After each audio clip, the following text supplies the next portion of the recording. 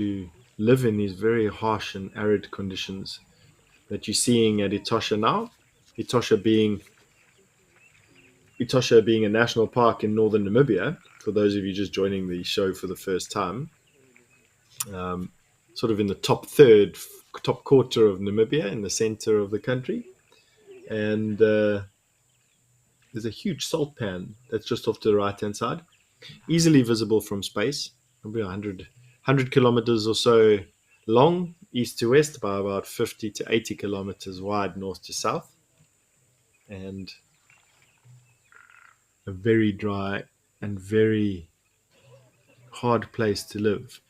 And so, surface water like this is actually just such a treasure because it's probably one of the largest water bodies in the park at the moment, if not the largest.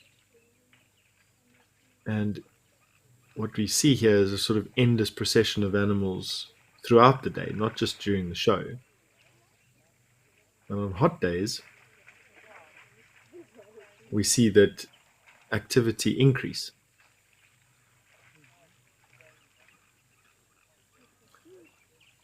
But on that particular point, we've got a summary for you on what weather conditions we can experience or expect. And most of the locations we've got cameras at. So why don't we go and have a look at that?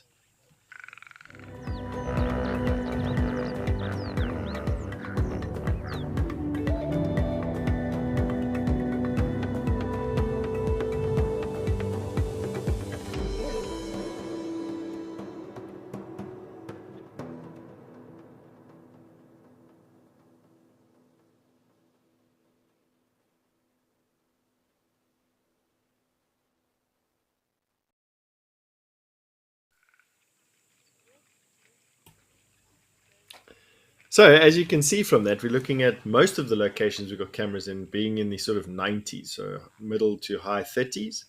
So it's going to be a pretty hot day. And although it's overcast, and even where I'm sitting at the moment, it's also overcast, I'm expecting that the temperatures to be quite, how do we say, hot and muggy. So it's one of those October days where the air just feels heavy. And what I'm expecting at a lot of the locations is for things to sort of come in and come out. And I hope that we get some or other type of interesting things. Not that what we're looking at isn't interesting, but you never know. Some of these specials, and because it's live, we don't actually know what's going to be coming onto the screen, to be honest with you. Anything could happen at any time. We've had some amazing sightings on this particular show. And for those of you just joining the show, we've got a number of these cameras. We've just happened to open up on our in Etosha in Namibia, but we've got a number of cameras all over Southern Africa and even one in Kenya. And so through the course of the show, you'll see that we'll be skipping to different locations and seeing different things.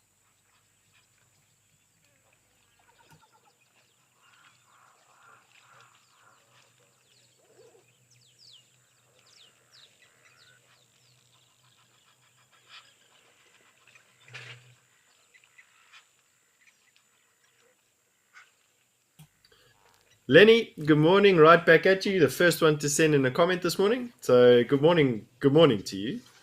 Great to hear from you, and thank you very much for the compliment. It's nice to be back on the show again. I know that the show is such a tapestry of different cameras and different feeds and different animals, but it's also different presenters and naturalists, and it's nice, I'm sure, from a viewing perspective, to have different voices and names,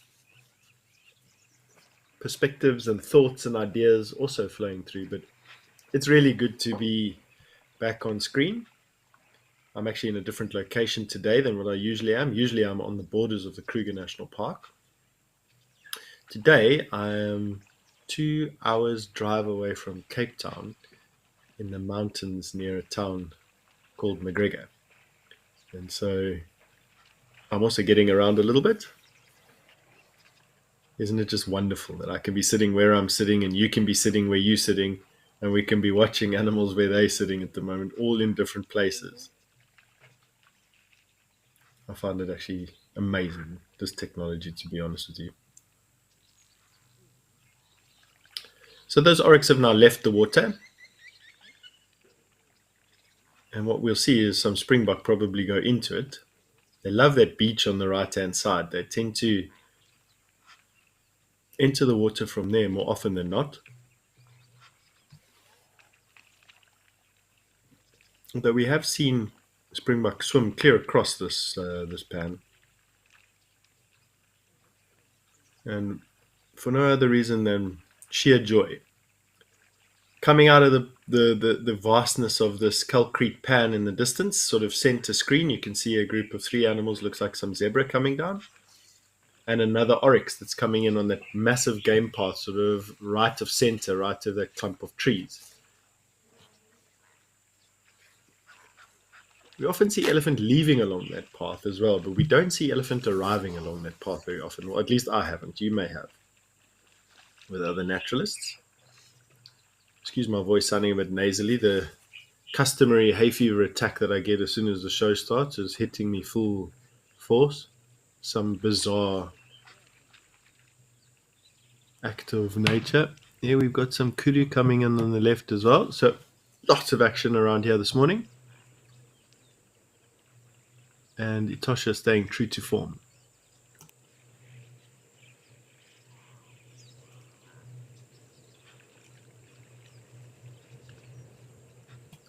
Steve, you've also quick on the draw today. You sent in a comment saying that this is your favorite waterhole. And I must agree with you. Etosha's always busy. It's always got something around it at this time of the year. It can also be very quiet. As soon as the first rains fall, which we're expecting any time in the sort of next, or substantial rains, as soon as the first substantial rains fall, we can expect animals to literally evaporate from this pan. And the reason for that is that because there are areas that have food but no water that are, because of that reason, inaccessible to these animals. But as soon as it rains and those inland pools fill up, those empty ones, the pans and the puddles around, these animals will skedaddle and disperse in order to bulk up dwindling food reserves or fat reserves at the moment. Not that they don't really have fat. These animals are very lean. But they can't access these food resources and so are moving incredible distances between food and water at the moment. You can see those kudu. Doesn't look like there's any male kudu there. Those are greater kudu. Beautiful antelope. It's just a nice, fairly large herd of females. And we've got that oryx that's come down the path and is now on the water's edge. He'll probably wade into the water in a bit.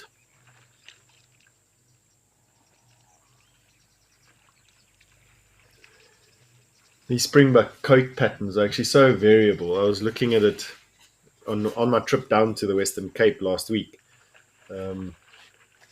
which, for those of you who are sitting out of South Africa, the Western Cape is one of South Africa's provinces, the province where Cape Town is located in. Very famous, beautiful city in South Africa.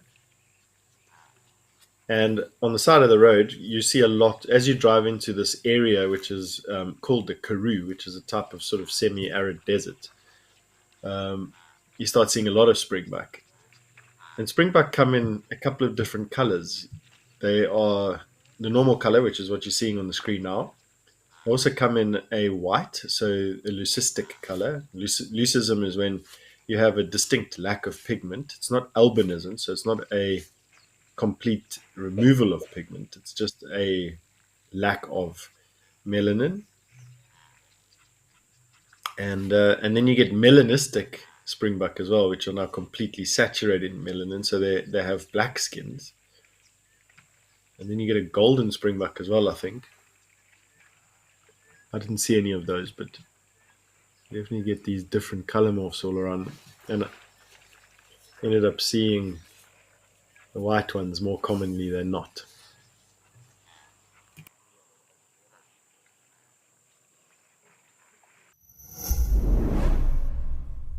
Welcome to Destination Safari.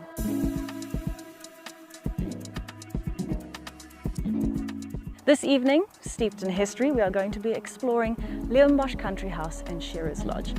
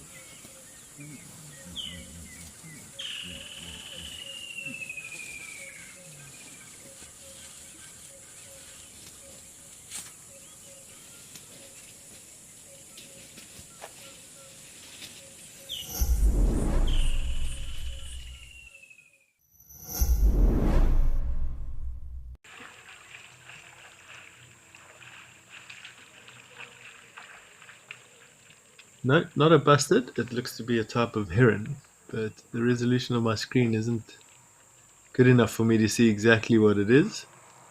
It's got that sort of bent neck. There goes the kudu. Ah,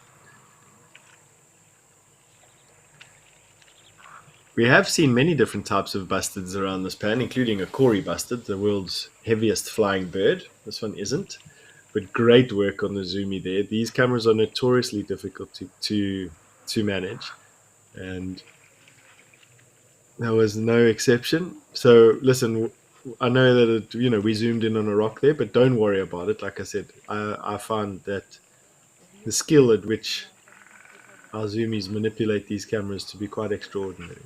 Very difficult to actually do this. There, you got a good view of that game path in the background while we watch this oryx slake its thirst. They don't actually need to drink. I'm sure you've heard this many times before, but oryx will drink when there's water available, and do drink when there's water available, as do the springbuck, that antelope that's walking across the screen at the back. But they don't need to.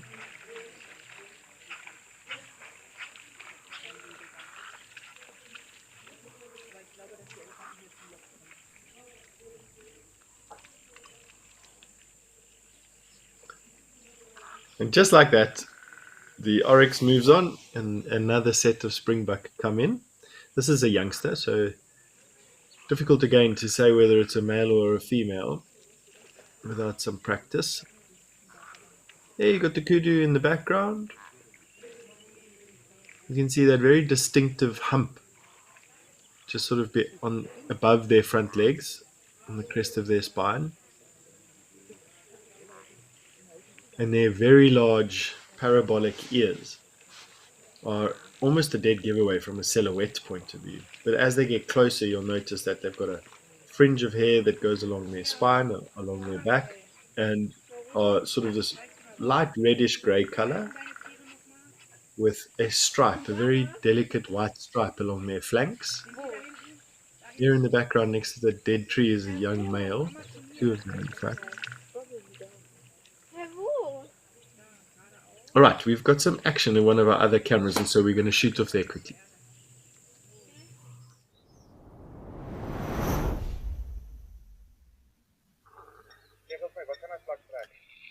And we got some wild dogs. Yes! Epic to see. So we've got some wild dogs around Jamala. This is in Madekwe at the moment. And wild dogs are one of Southern Africa's, well, from a large mammal point of view and a carnivore point of view, one of the most rare and endangered animals that you get. And we just got a very brief, epic view of them. There you go. There you go. I don't seem to be hunting. There's an elephant now chasing the wild dogs around.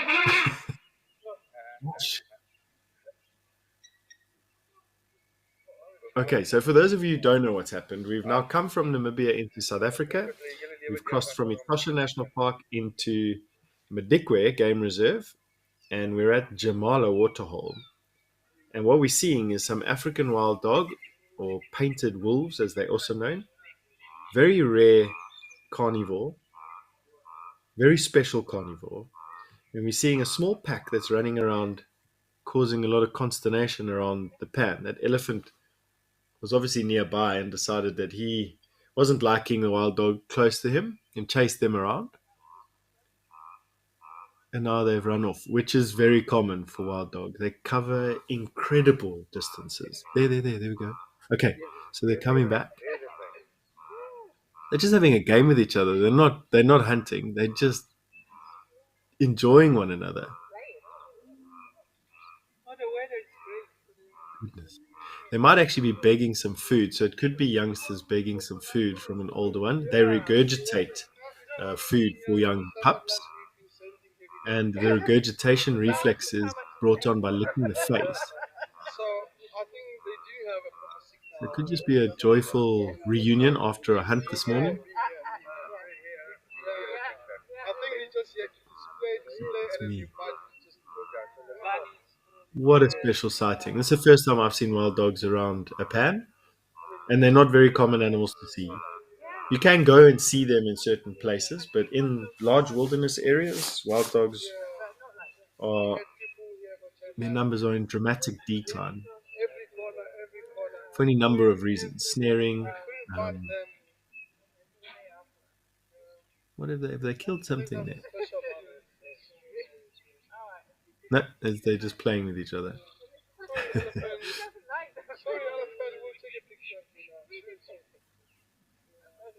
You can see their coats are this unbelievably lovely pattern of yellows and blacks and browns, and white tuft to the end of their tail and their Mickey Mouse ears. You might even be hearing them chittering. I don't have an ability to hear the video like you do. Got a pretty high pitched chitter, and they're just having a game with each other. That is so cool to see. Adam, 100% agree with you. This is such a wonderful sighting. And usually they just come in and leave very quickly. And we got this epic playfulness that's going on right in front of us.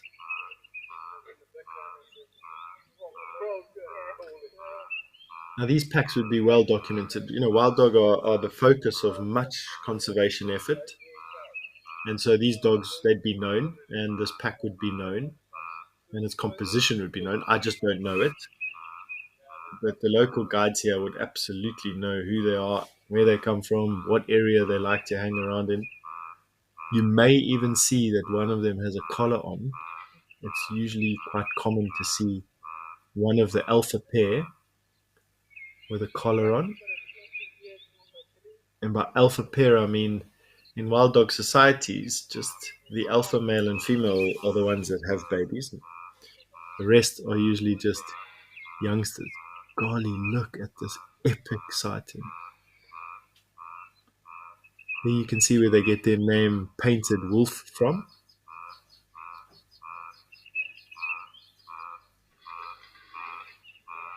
Pretty much, except for the zebra and the elephant, they would have chased every impala and other small antelope away, including warthogs.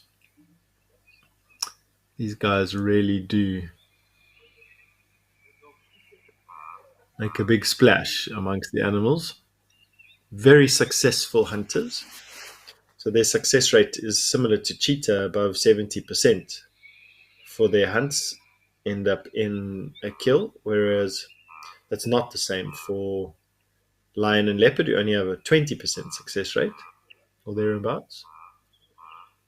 The butt comes in that lion and leopard kill a lot of wild dogs, in addition to everything else that wild dogs face, diseases and snaring. This one's got something wrong with its ear. It's either been hurt or it's got a small ear infection. You can see it's got a bit of a floppy ear.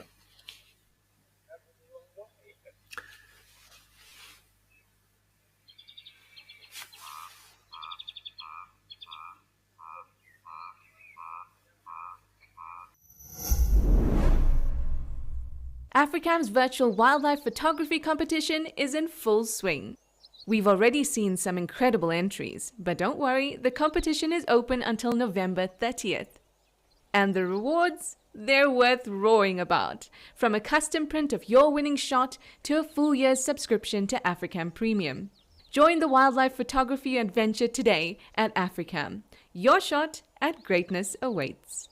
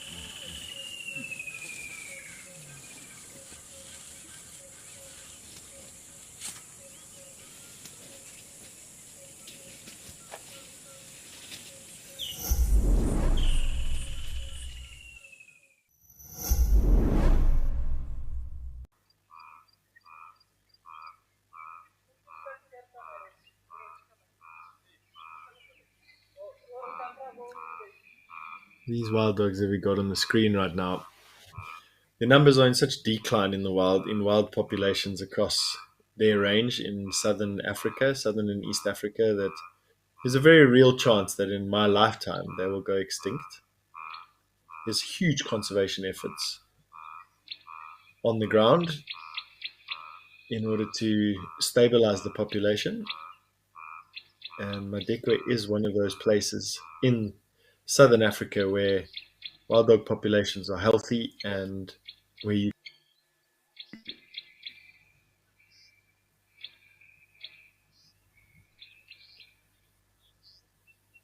see if that dog is just going away for a quick toilet stop or whether they're going to be on their way. We've been privileged so far. They don't stick around for long whatsoever. He's going for a toilet stop.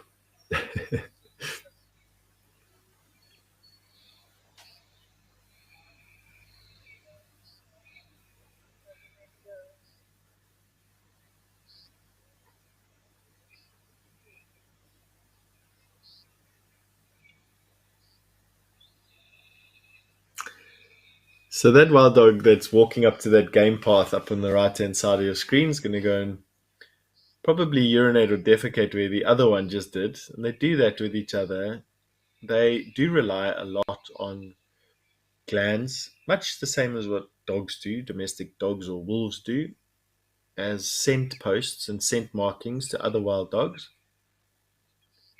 They have huge home ranges. These dogs cover such massive distances. And it's that puts them at risk so often from disease and snaring, is that because of the distances that they cover, often their paths cross with humans, and when that happens, it's always a disaster. Back in recent history, these dogs were actually considered vermin. They're similar to wolves, and were blamed for livestock theft and were mercilessly persecuted and shot where they were found. Nowadays, though, it is slightly different, and although they do still kill livestock from time to time, a lot of farmers and people out there are appreciative of the beauty of these animals and are doing their bit to help conserve them.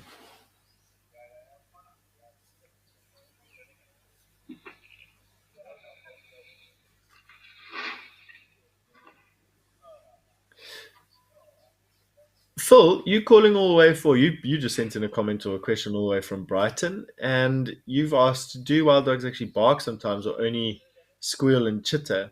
They've actually got quite a wide range of noises, Phil, including a growl. I've been on foot with wild dog before and being growled at, which I'd never heard before. They don't bark like domestic dogs do. Um, Barking is one of those traits that has been sort of selected for in domestic dogs because they performed a security function for people in their settlements. And so barking to a degree is like we know it is sort of limited to domestic dogs, but they do have a type of bark. For the most part, actually, they chitter, which is this very high pitched, almost bird like call, which you'd hear from time to time. Um, and their contact call is this whooping um, call, which is incredible to hear. It's also very bird-like in a way. You got to know what it is to recognize it.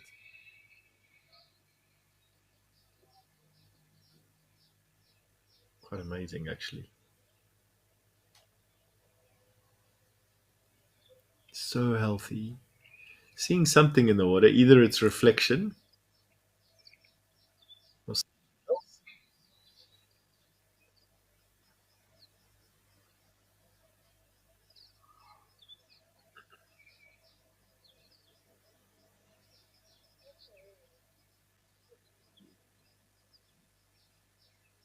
Really amazing. There's some more dogs in the background. It's just a small pack, sort of these four dogs.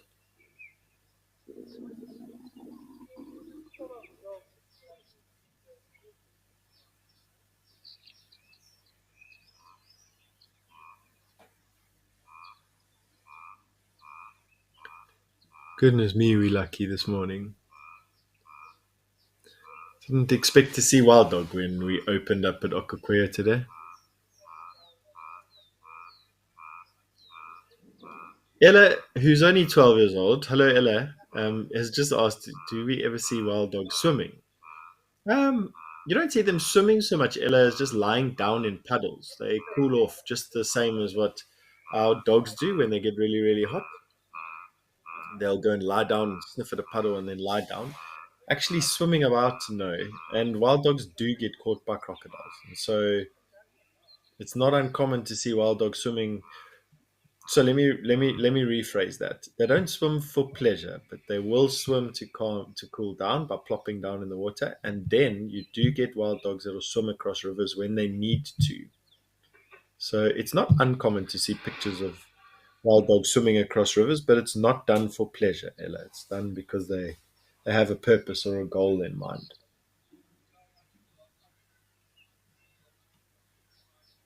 Still watching this one is just very interested in something in the mud.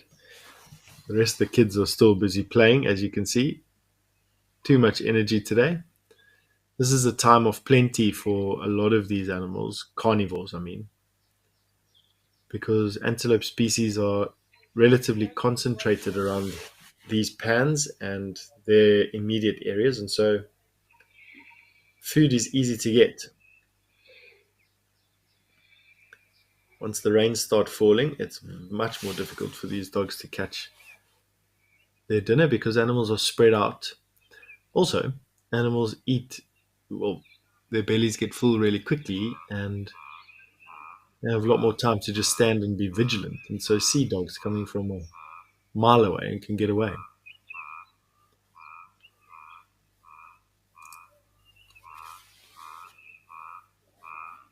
Looks like that elephant has given up chasing them for now.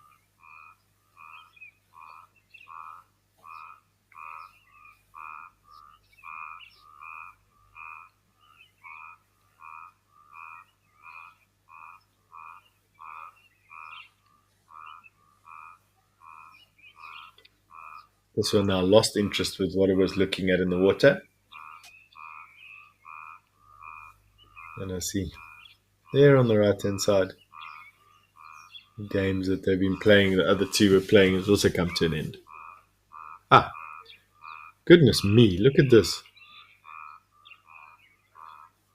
Wild dog and elephant. What a treat.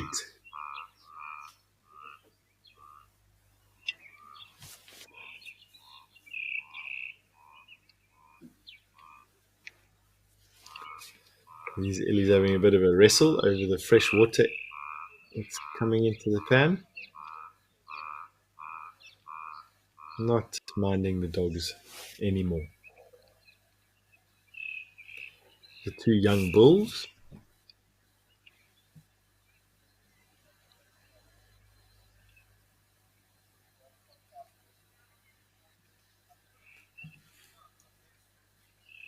Looks like there might be some more elephant coming down, or I'm going to come and chase these wild dog around again. When two young bulls like that just leave a water source all of a sudden, I start asking yourself the question why.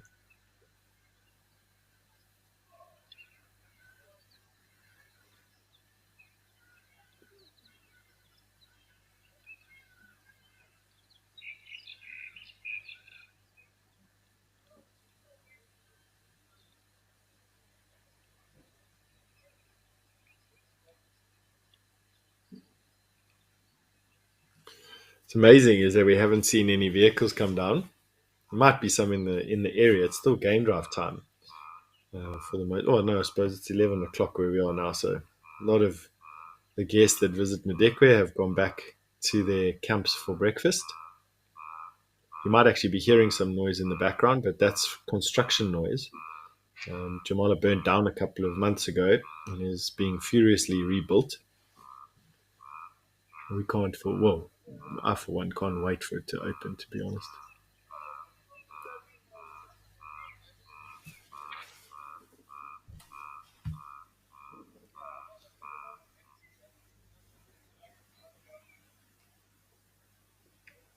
You can see these dogs are now resting up.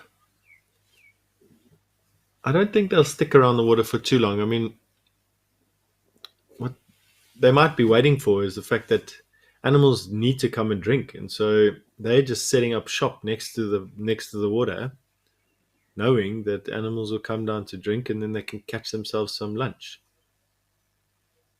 But with all their boisterous play, they probably are scaring a lot of the animals away.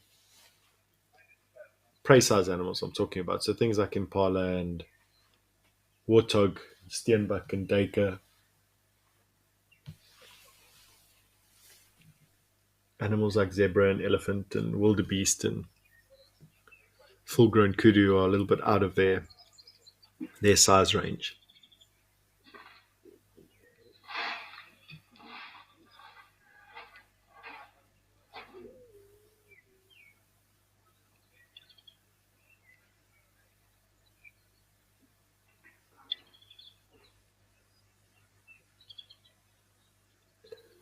See those incredible ears.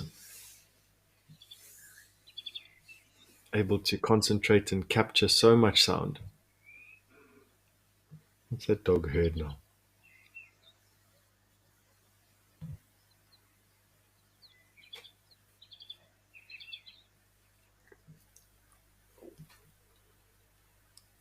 And I say dog in the lightest possible sense.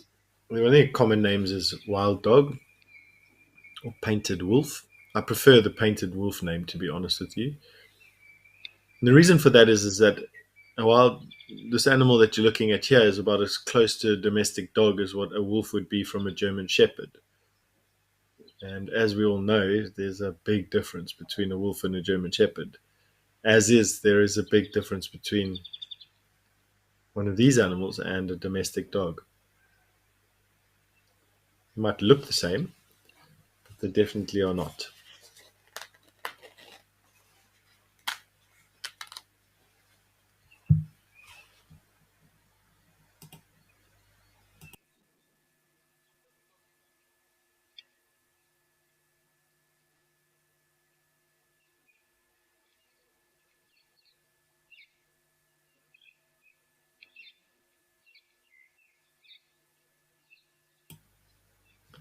So great that we can spend so much time with these animals. Usually they are up and gone in the blink of an eye.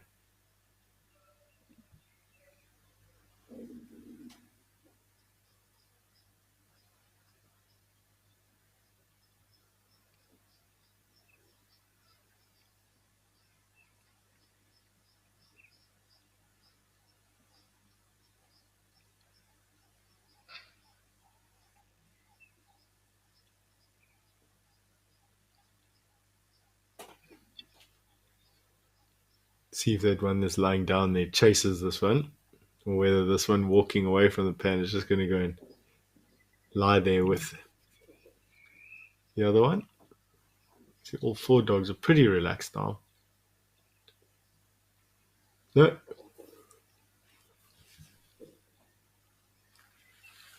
Just decided to plop down on the sand there and relax a little bit.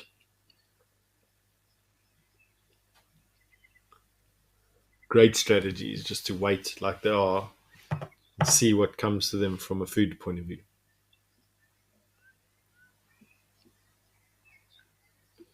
Interesting to see what they do if some more elephants come. You saw those two youngsters; they were quite upset with the presence of the wild dogs and shouted at them. But elephant herds will be even less tolerant. And with it being in the middle of the dry season at the moment, we can fully expect there to be elephant herds coming down to drink. It'll be interesting to see what they do to these wild dog when they come down. Probably chase them around just the same as those other males did.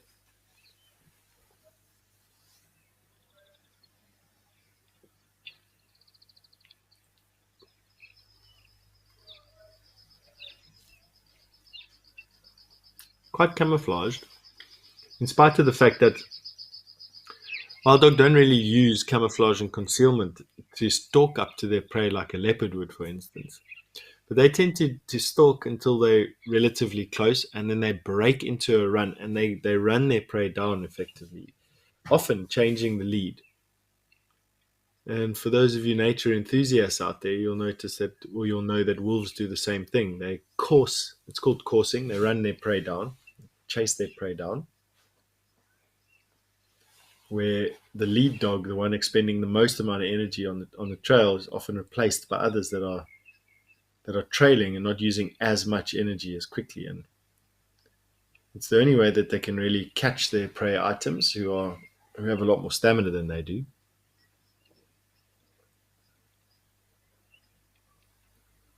But nevertheless, it's a very, very effective hunting method.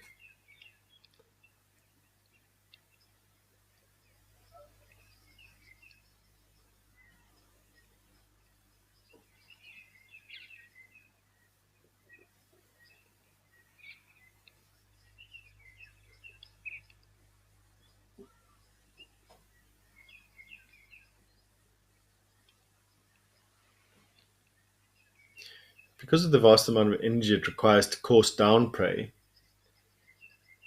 Pups, young wild dogs, are often left at the den site, often with an adult who will nurse them, and then the dogs will return to the den site carrying food in their bellies that they've caught and eaten, and then regurgitate the food for those members of the pack that stayed behind, and then return to the kill or the kill site, or need to go hunt again to get enough food for themselves. So wild dog, they do look after one another. It's one of their more endearing traits, actually, one of their most endearing traits, I should say, is the fact that even sick, injured, weak dogs are looked after by other members of the clan or the pack. I quite like that.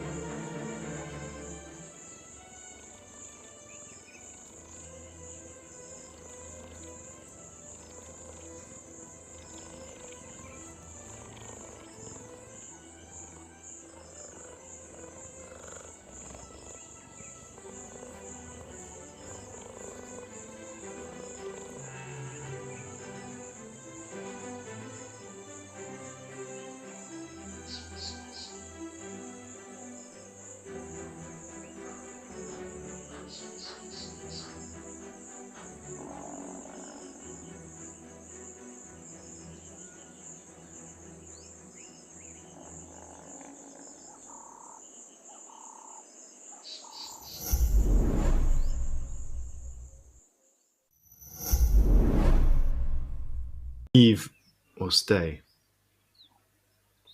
Dogs have gone flat. Absolutely amazing camouflage, actually.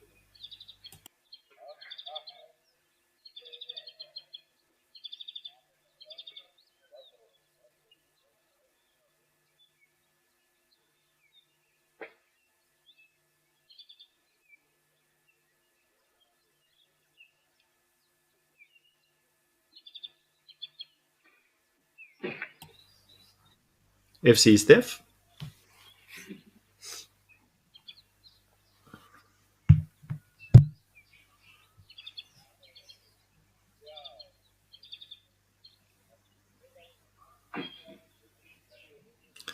A few more elephant there in the background. Youngsters, I don't think it's a herd of elephant. It might actually be. It's tough to say. They all look like they're the same size. Zebra coming down. If there was a zebra foal here, we'd have a problem. That wild dog might actually take a chance, but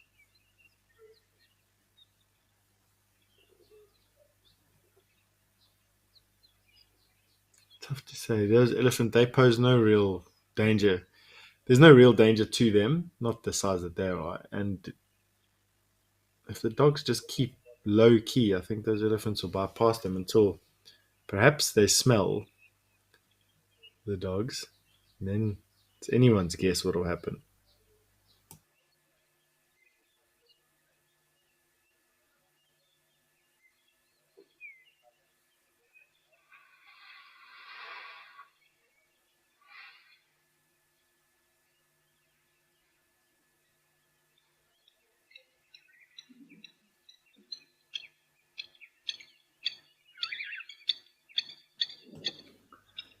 And Wild Dog's silhouette is just so unique and so distinctive.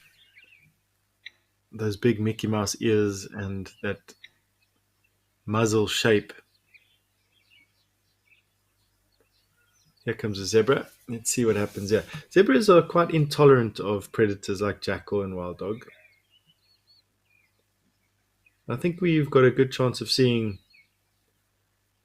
one of any number of things happening here.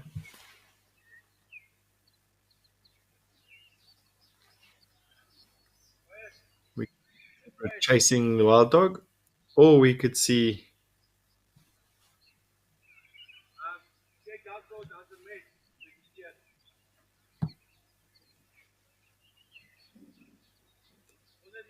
the zebra running away. There's a lot of zebra here, which might give them a little bit of confidence. I don't know. You can decide. What do you think's going to happen? This elephant looks like it's no. He's just been left behind and following his buddies, shuffling along.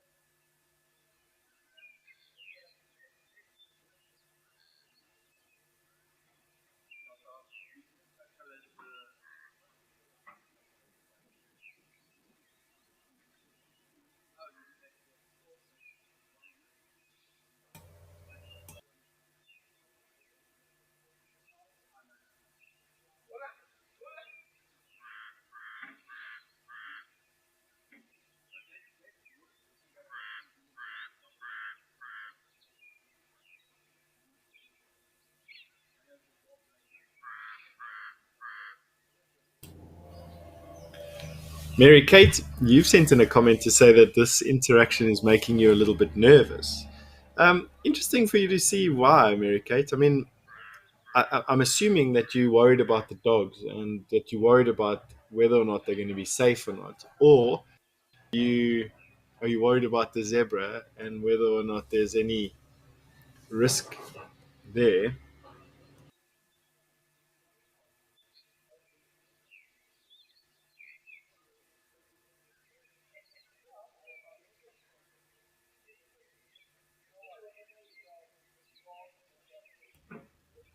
I don't think that these zebra are very phased about the dogs at all, but there also doesn't look to be any young zebra.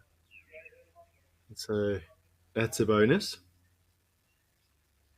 Excuse the noise of that particularly noisy vehicle that came past there now. Gosh, intruded on my solitude and my sighting.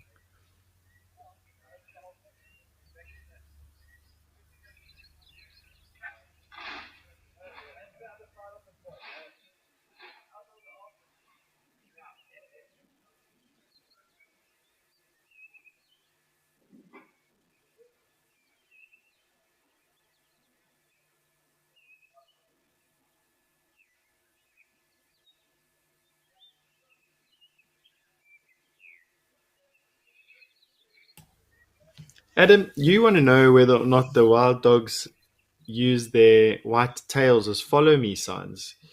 And it's interesting that you say that because, yes, you're 100% right that the contrast of the camouflage body with the white tail, these Ellies have now walked around the pan, missed the wild dog and now coming for a drink. Um, so yes, the contrast between the white tail and the and the camouflage body does make whatever movement the tail does stick out. And you're 100% right in that communication, or that movement and that contrast can be used in communication between the dogs. And so, yes, absolutely. For those of you who don't quite know what Adam is getting at, is that most animals out here have some or other type of um, body part that's accentuated by a contrast in colors, and it's usually the tail, but can also be the ears. Zebra, for instance, have that big dark tail. Wild dog have the wild white tuft at the end of the tail. Impala have three bold black stripes. Waterbuck have a bold white ring around their rump. Lion have got a black tuft to the end of their tail and black ends to their ears. Leopard have got a white tuft at the end. Well, not a tuft. They've got a white tip to their tail. Cheetah have got a very similar white tip to the end of their tail. And all of them use that as a communication. It aids communication, particularly over distance. The zebra don't quite know what to do. They want to come and drink, but the presence of these dogs is unnerving them. And just like Mary Kate picked up a little bit earlier, it's increasing the pressure, the stress levels around. And it's just a question of who gives up first. The dog's going to move, or the zebra going to come and drink some water. Doesn't look like these dogs are going anywhere, and so unless they get chased by something, I think that the zebra might just decide what they want to do and come down and drink.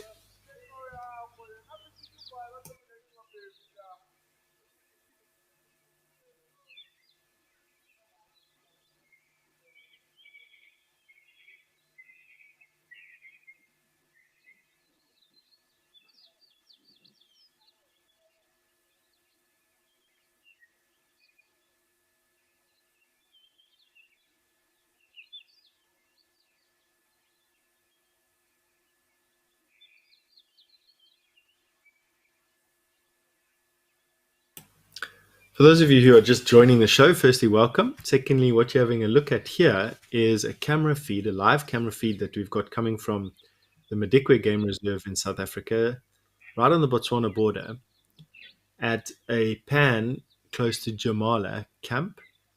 And we have some African wild dogs, or painted wolves as they're also called, that have been around this waterhole for some time, and some zebra that have arrived for a drink. They don't really know what to do. Do they come down and drink? Do they chase the wild dog away?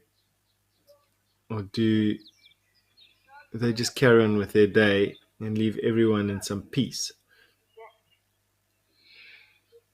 Wild dog don't pose any significant threat to zebra, full-grown zebra. They're just too big. But definitely to zebra foals, it's not uncommon for wild dog to take out babies. I think for that reason, the zebra are cautious. Obviously, what I haven't been talking about is the fact that we've got a big bull elephant in the foreground. Let's see, here comes the zebra stallion. Yep. Okay. So there you watch the standoff. Zebra busy chasing now other zebra are going to get involved. So there you watched the pressure get too much. So you saw a zebra stallion come in there to try and chase the wild dog away. The wild dog put up a fight. The zebra deciding, no, that's not good enough, and chased again. Now he's coming back. Wild dog are not perturbed whatsoever. The zebra, he doesn't really care. And so the standoff continues. Gosh, what a sighting. We're so lucky.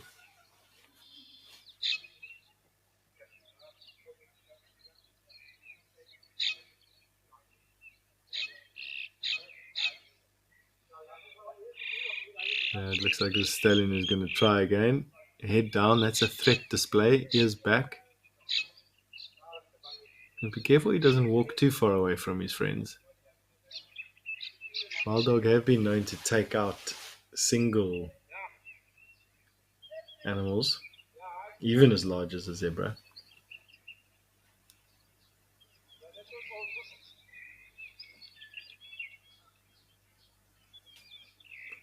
The usual prey, though, being a lot smaller than this, though. So these sort of impala springbuck size are usually what they eat.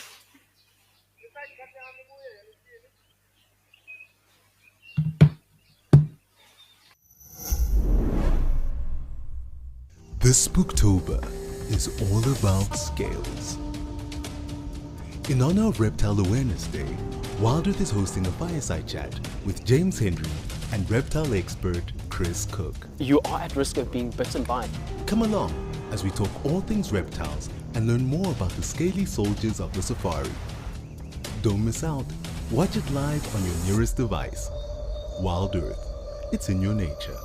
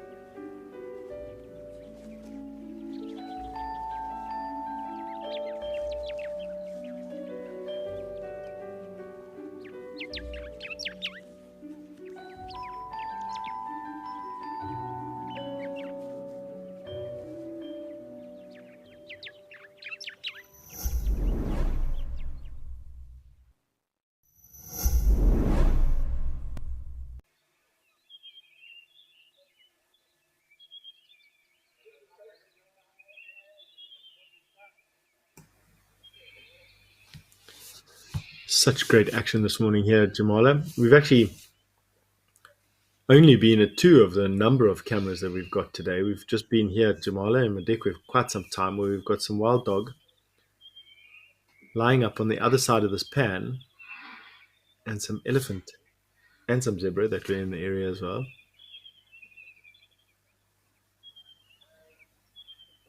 And we opened up on Namibia.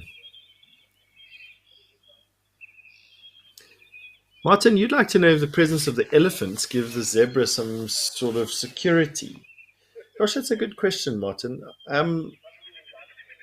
I think that there's safety in numbers, and zebra definitely are known to herd together and definitely make use of sort of safety in numbers. And so I want to say yes to your question, but it's just my point of view. It's speculation that I've seen zebra, cross the Mara River time and time again, using any number of animals as a diversion, from waterbuck to giraffe to wildebeest.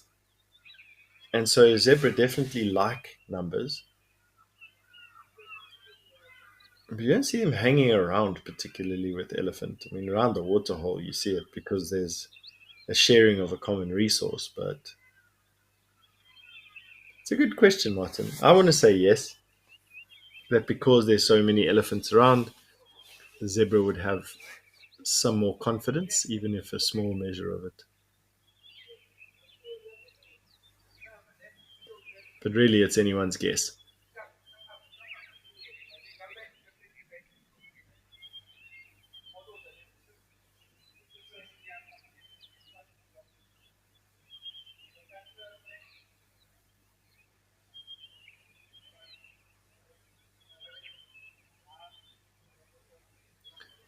See these Ellies, they haven't smelt the wild dogs. But even when we watched the wild dogs lying in the water a little bit earlier, when their fur gets wet, they tend to smell a lot. Wild dogs have got a very pungent, particular smell about them. And I think if the breeze was blowing from the dogs onto this pan, I think these elephants would be a lot less tolerant of them.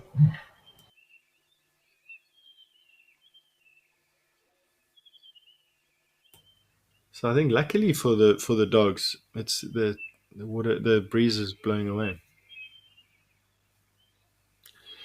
Cat lover, you'd like to know if the elephants would be able to seriously injure the wild dog. Um, I think if they caught them, sure, but wild dogs are so agile and they're so quick. For an elephant to catch a wild dog, there'd have to be something extraordinary. So the dog would need to be injured, or elephant would need to, stumble upon a den site and put the babies at risk or something. Um, for there to be any sort of real risk of elephant catching dogs. But I mean, elephant are the biggest things out here, and they are known to kill other elephant and rhino and buffalo. So if they caught a wild dog, why not? But it would be difficult. All right, so there we've got an elephant now, ears up. Let's see what it goes. It's going to chase that dog. You see that? Whoop, you saw that head up there. I don't think that elephant even knew that wild dog was there, frankly. Now you're going to watch. There's some indecision there. You can watch, those dogs are very bold. Freaking that elephant out. You watch that sort of ears open. What's that now? Oh, it's that zebra that's come and given the. Gosh, there's a lot of Ellies here. Let's see what happens here. So that female on the far right, she's got her head up. That young male on the back end there, he's got his ears out. That stallion is now making the most of it, chasing the wild dog away. What a bully!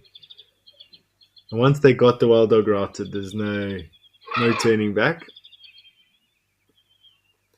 Let's see what happens over here. Probably found that stallion is going to try and chase the. There he is over there. I think that's the one. I think those dogs, they may run away after that. There the dogs are in the thicket to see its tail. They made their stand there. These elephants seem completely unperturbed, which is bizarre. Usually they don't enjoy sort of things like that. There, those dogs are out in the open. And zebra now feeling like he's done his job and chased them away from the water.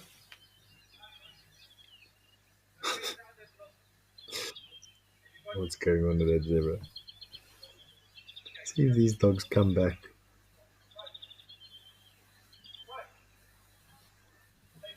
No, it looks like they're going to move on. Too much activity around this waterhole. No, they plop down.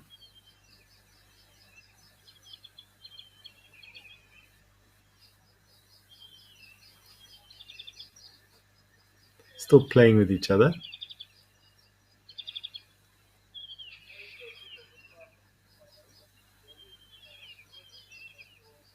It's a good strategy just to hide out in this vicinity. There's so much general game here that is prey items for these wild dogs. Things like impala and warthog, duiker, steenbok. And really, they just need to shack up somewhere where they're not going to irritate all the other animals around the water, and food will come to them.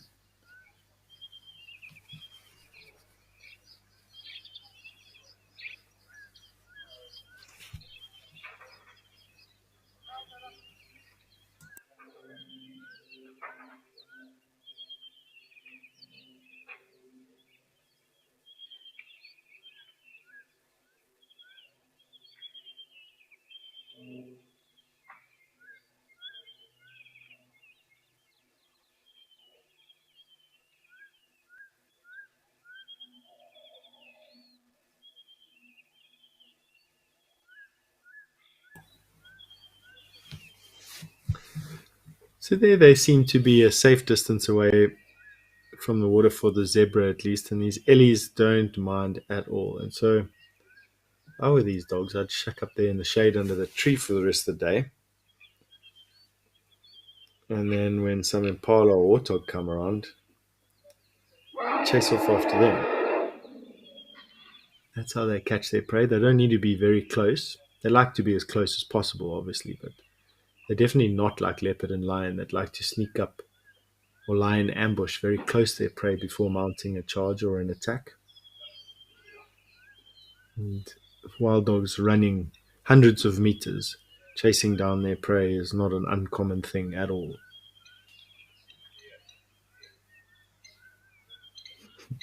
That Ellie just shuffling off.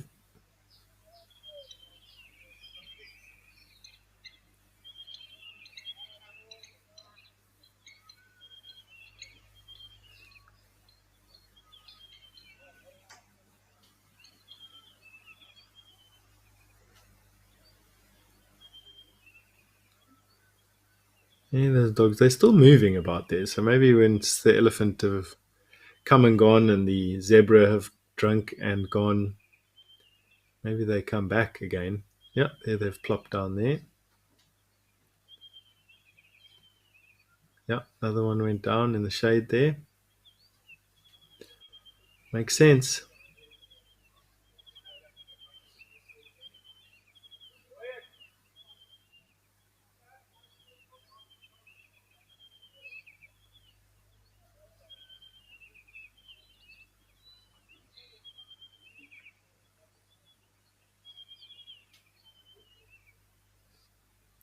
Well done, Zoomy, on the camera.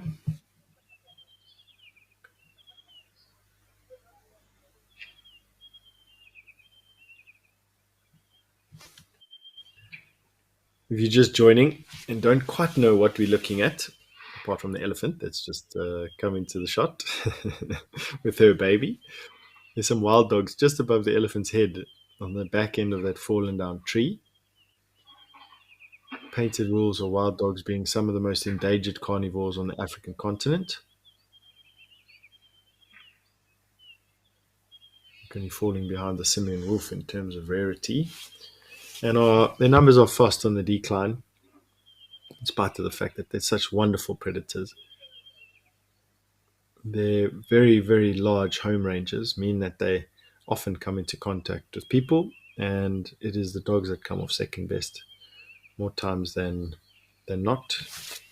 Persecuted for stock theft, they get hit by cars on roads, they often get snared, and then are susceptible to any number of diseases that are transferred.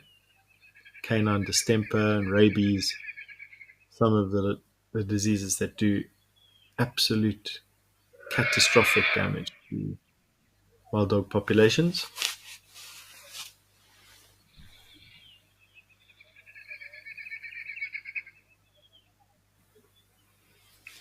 Shiloh, you are absolutely stating something that I agree with here. We can't believe how long we've had these dogs on camera today. It really is amazing. For those of you who don't know much about wild dog sightings, usually they come and go within a couple of seconds to a couple of minutes. Just the way that they hunt and move through the bush means it's so difficult to follow them in vehicles.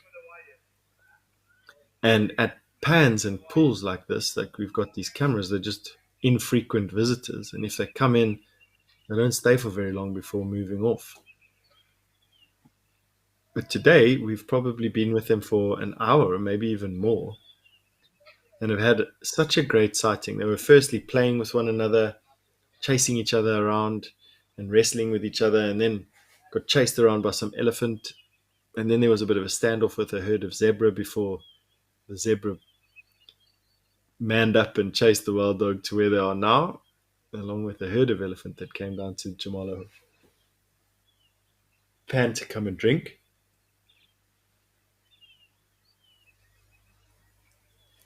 And now the dogs are lying up in the shade underneath what looks to be a fig tree, common fig. And it's a great place for them to be because this time of the year where it's so dry, the animals must come to drink at some of the last remaining water pools, and it's therefore food coming to them rather than them going to find food.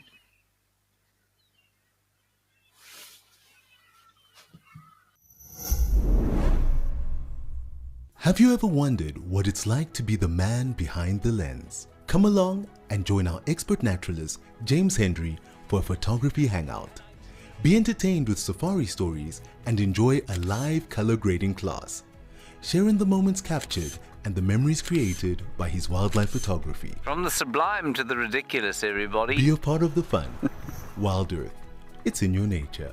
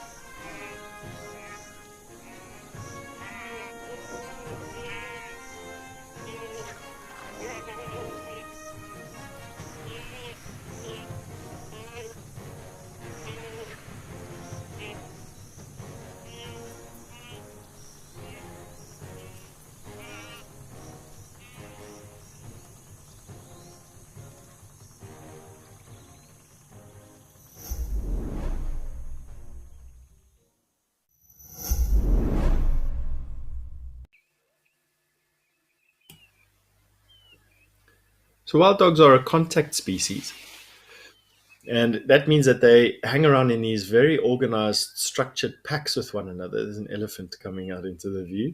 See the giant ears. The packs are made up of an alpha male and female, and they're the ones that have the babies, and then successive generations of adults and sub-adults make up the remainder of the pack. You do sometimes find a lot of adult dogs in a pack, and they can get quite large. I mean, there was a pack close to the Klasiri Game Reserve that was I think it was over the 30 dogs at a stage. Most of it made up of youngsters, obviously, but some adults in there. Can't remember the pack composition now, but a significant number of dogs. This 4 dogs to 6, 8 dogs is usually quite common, and unfortunately increasing in frequency are single dogs where the entire pack has died off for whatever reason, just leaving 1 or 2 dogs left. And it's a sad thing. That what isn't sad is these elephants having their games.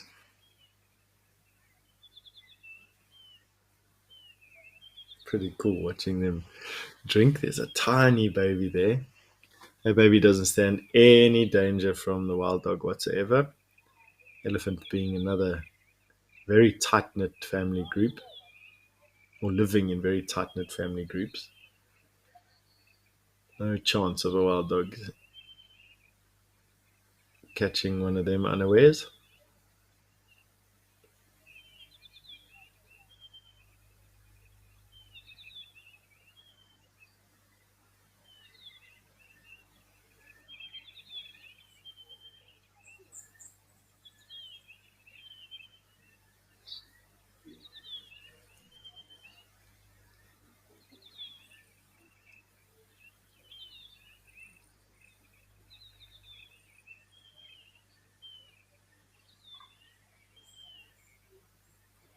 You see the ears open. You might be hearing some noises from the construction at the camp.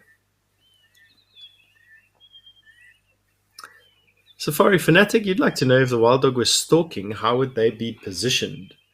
That's an interesting question. Usually they face on to their prey, so face on, and their ears would be in a variety of different um, positions.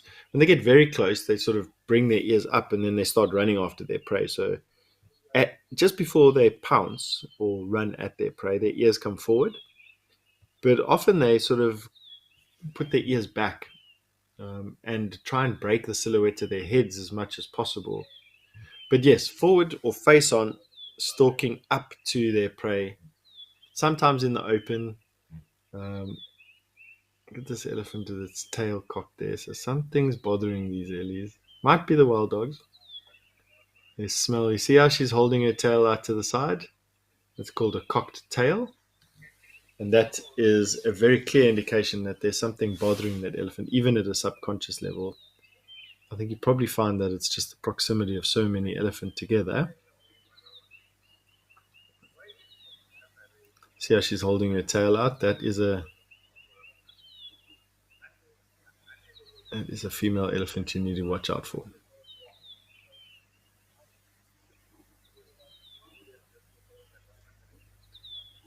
Who knows why she was upset? There could be some construction work going on at the camp. You may hear that from time to time. You might hear a man-made noise. Just behind the camera, there's a camp that's being rebuilt. It could be the proximity of the other elephant, another family of elephant, making her a bit insecure. And then it could also be that these wild dogs have been running around this pan like crazy for the whole morning and left their smell all over the place. And she could just be reacting to that.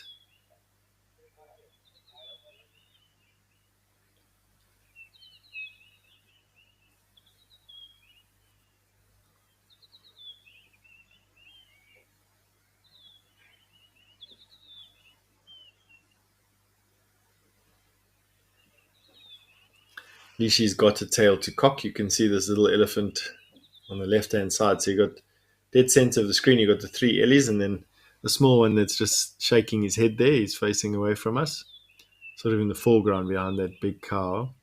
And you can see that he doesn't have a tail. His tail has been chopped off somehow, the one that's just thrown up that dust.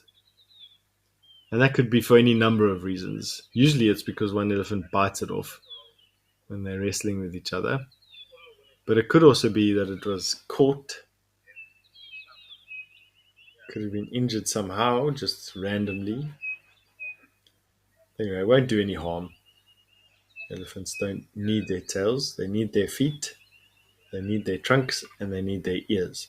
Without those, an elephant can't live.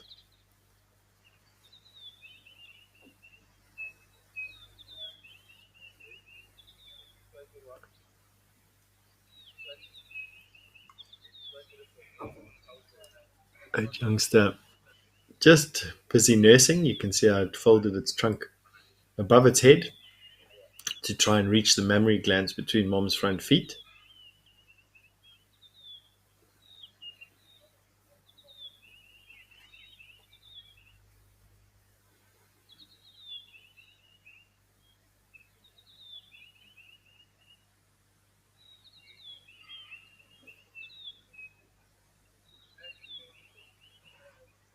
Such a nice view. We're super blessed today having these camera feeds have so much action at it. Such a nice way to spend a day. Looking at animals and talking about them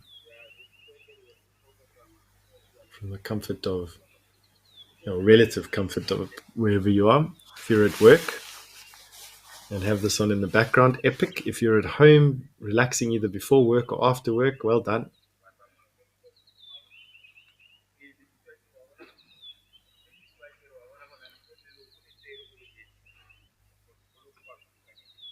So nice to have it on.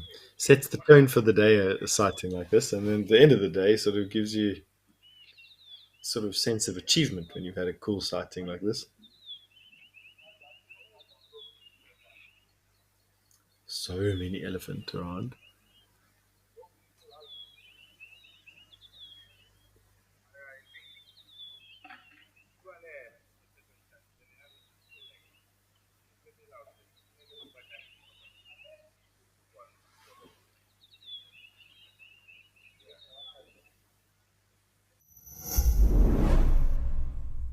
It's that time of the year filled with tricks and treats.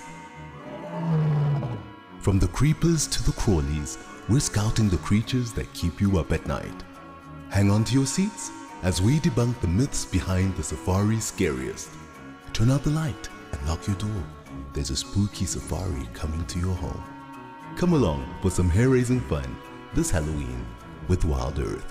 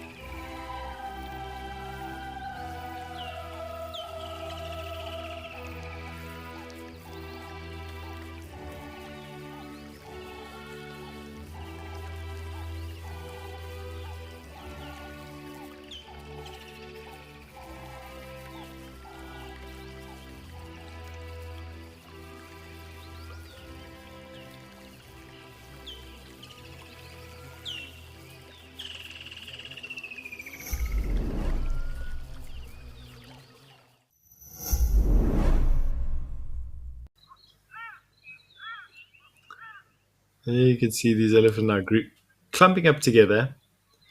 I do think that there's two herds of elephant here. Usually, elephant herds are sort of 6 to 12 individuals. How many are here now? 14 or so.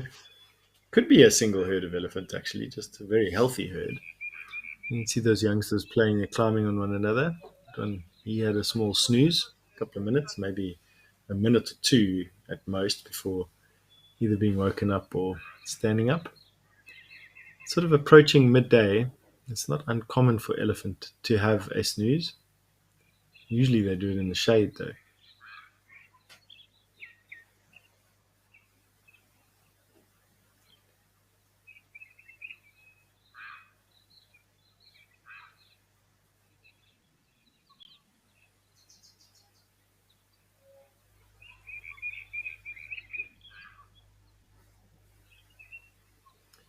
Clustered around that fallen down tree, which would be a signpost. It's not only going to smell like a whole bunch of different elephant and animals for that matter of fact, but also is a very convenient scratching post. And we often see elephant around that stump scratching variety parts of their body.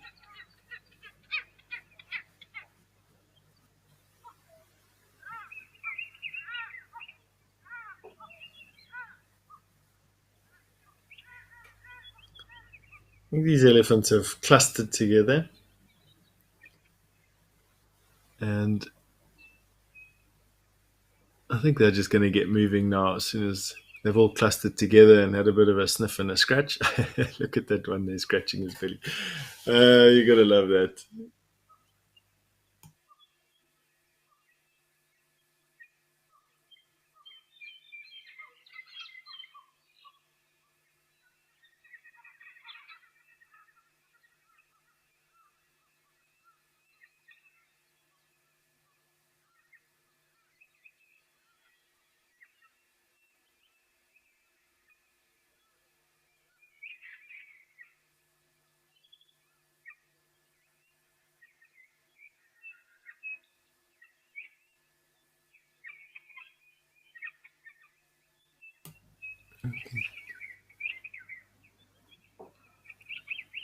You can see all done.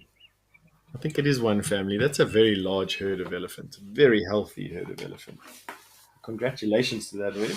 I don't normally get that big. It's in the upper reaches. I mean, obviously, I'm averaging it out. Mother Nature does their own thing. And they will be now spending the rest of the day probably going to go and feed. Although, you don't quite know. They might just be moving off and go and spend some time in the shade, wait until the hottest part of the day is done, and then spend the rest of the cooler parts moving and feeding up. There's a little youngster having another snooze. I think the babies are tired. They want to have a sleep.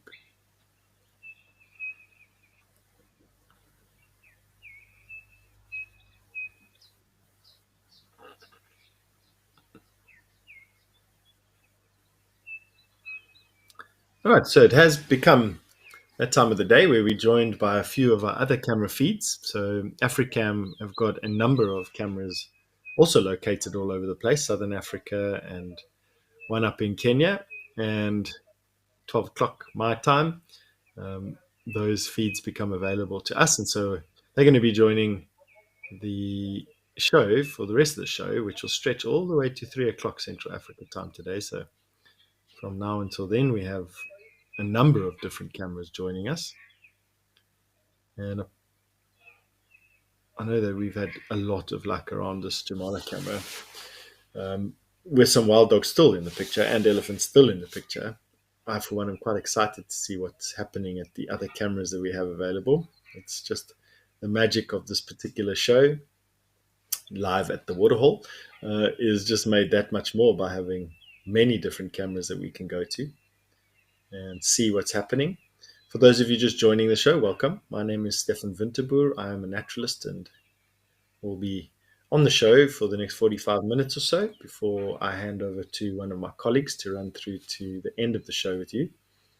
And this is a live show, so what you're seeing is happening right now. And we're in Madikwe Game Reserve in South Africa, right on the Botswana border at Jamala Dam, where we've just said goodbye to some elephant. And we have some wild dog lying up underneath a tree a couple of 100 yards away. And it's been a very eventful morning. And we're lucky to have had these wild dogs. It's a rare sighting to see them on camera. Is it raining there? Or are those insects? Looks like it might be raining. Gosh.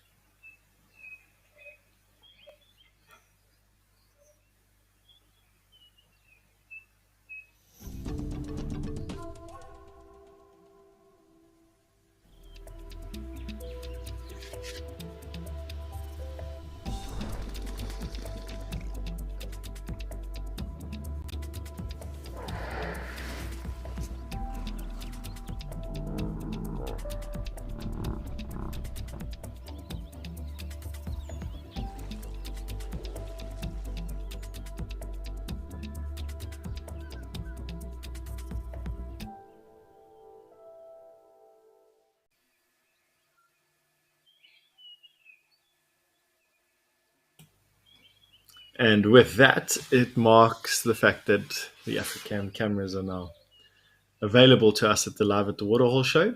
But We're not going to be going anywhere just yet because the Jamala camera that we have at the moment has still got a lot of action. I've just asked, do you think it's raining there? You can see the lots of little dimples in the water behind the elephant. It's tough to see if there's a cloud. We call it a monkey's wedding when it's full blue sky and then you have rain coming out of nowhere just from some cloud, random cloud blowing over. It definitely looks like there's some rain. But then again, it could also just be a number of insects just coming up. I don't think so. We had a very similar thing where I was sitting at the moment. I'm about, maybe 1,500, so 1,000 miles south of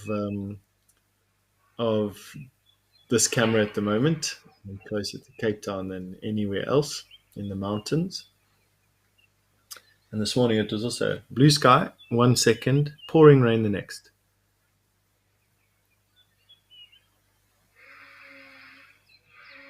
And you can see these ellies coming down to slake their thirst. Different herd of elephant to the one that we left really just a couple of minutes ago. They had drunk their full and had moved on, and now this is the next herd of elephant. They'll be in a procession. Elephant communicate over vast distances with one another. And what would have happened was, while there was that many elephant around the pan and no real need, these elephants would have sort of timed their approach. It's not done cognizantly. It's sort of just a respect, humility thing.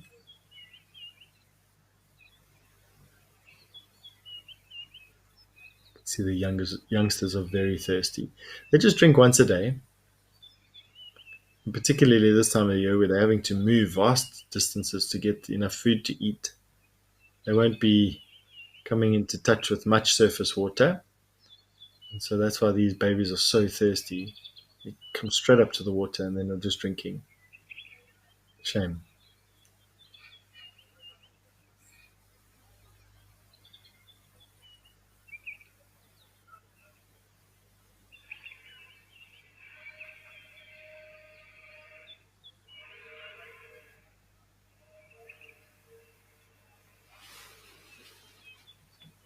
So nice to see. What a great shot.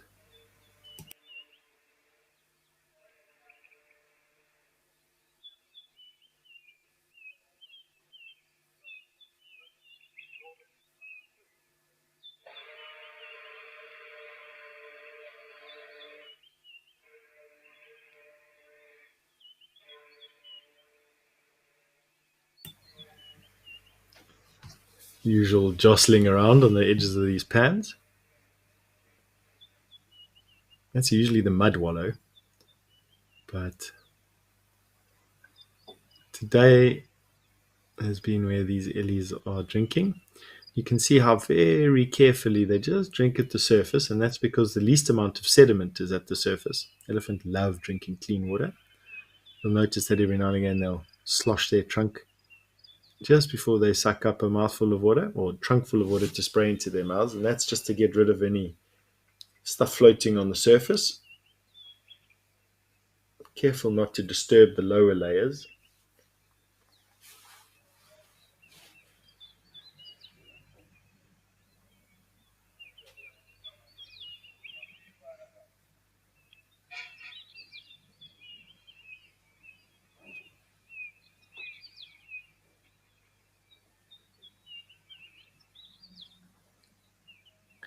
All right, and sort of to celebrate the fact that we've got pans with animals drinking out of it, and we've got a number of different pans to have a look at, why don't we make the most of it and head 5,000 kilometers north of where we are now and go and have a look at what's happening at Africam's Old Donyo feed.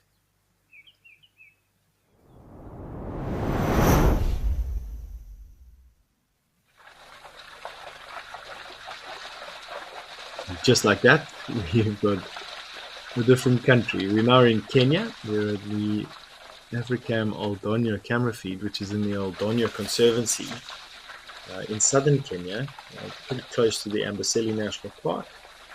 And if you know your geography, and have seen it before, in the background over the backs of these zebra is Mount Kilimanjaro, usually wreathed in cloud, so very difficult to see. We have been lucky on occasion, but that'll give you the idea of where we are. And this is another one of those cameras, or those locations, sorry, that keeps this camera very, very busy. There's a very rapid turnaround rate, sometimes as much as just 7 minutes between one group of animals arriving and the next. This particular, now, this particular time, we've just got a fairly average herd of plains zebra. The same zebra that we found in South Africa, that we saw at Jamala a little bit earlier, that we see in Namibia. A lot of zebra in Africa. They're usually quite boisterous around Japan. They're tolerant of one another until they start squashing together, and then all of a sudden they start squabbling and kick out with each other and make lots of noise and bite at each other. Imagine we're going to see a little bit of that even now. With my imagination, has it greened up a little bit around Old Dornier? It was looking very dry when I was last on camera, more than a week ago now.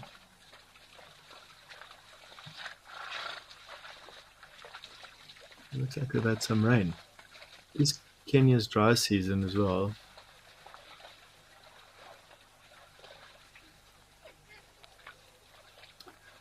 Alex, you've asked an interesting question. If money was no object, where in Africa would give you the best safari experience?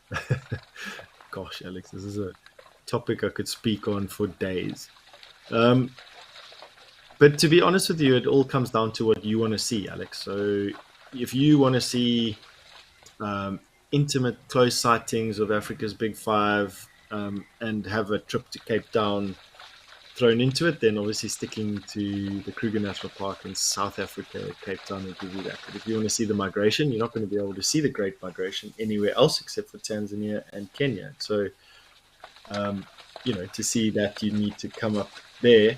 If you want to sit with gorillas in an open patch of forest and have, a close on-foot encounter with one of the most magnificent things that you could possibly do in your life, then you can only do that in Uganda and Rwanda and a few others. I think it's just those two countries. Vast open wilderness areas, untouched, relatively untouched by man. There's a couple of them around Akagera, Odzala. There's a lot of different places. And then you've got the madness around the dry season in Etosha. And of course, places like we're at right now, these huge conservation areas between pristine wilderness areas with Mount Kilimanjaro in the background and these giant tuskers like we get here at Tortonio. You're not going to find that anywhere else in the world. And so really, Alex, it just depends on what you want. Of course, I'm assuming if you said money is no object, why not live a little and go and stay at one of the premier camps around these areas, run by companies like Great Plains, for instance. They have some of the most unbelievable accommodations available across Africa at the moment. No need to rough it if that's what you're worried about. And there's any number of different experiences you can have, from hot air balloons to walking and backpacking safaris to trips on makoros, little boats, 1 or 2 man boats, to the traditional safaris on the backs of vehicles, mobile safari camps that follow herds of animals around. So I'll stop going on about it. I think we can start speaking about other things now, Alex, but you get my point. All right, we've had a herd of fringe-eared oryx appear and come and join the zebra around Old Donio's pan. These oryx are located only here. It's a very small population of these particular type of oryx, and they are different to the southern oryx that you see in Namibia, for instance. And these only occur here, for one. Secondly, they're slightly smaller, and then have a different color coat as well, these being more rusty brown.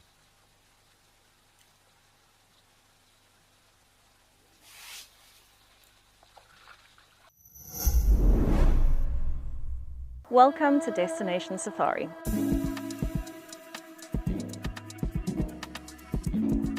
This evening, steeped in history, we are going to be exploring Leeuwenbosch Country House and Shearers Lodge.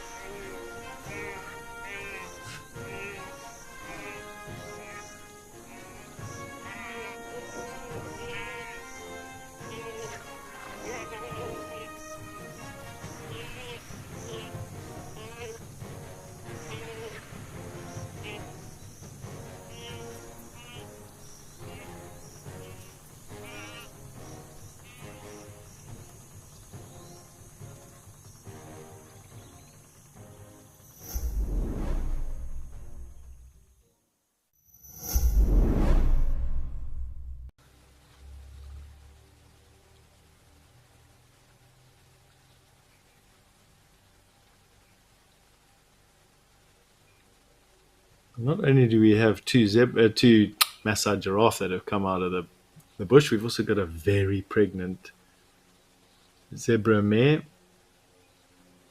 What's this one now coming trotting with its ears back? He wants to come and cause some trouble here. Is this a stallion for this mare come to fetch her? Why she got her ears back like that? Gosh, this female's pregnant. You can just see how swollen her belly is.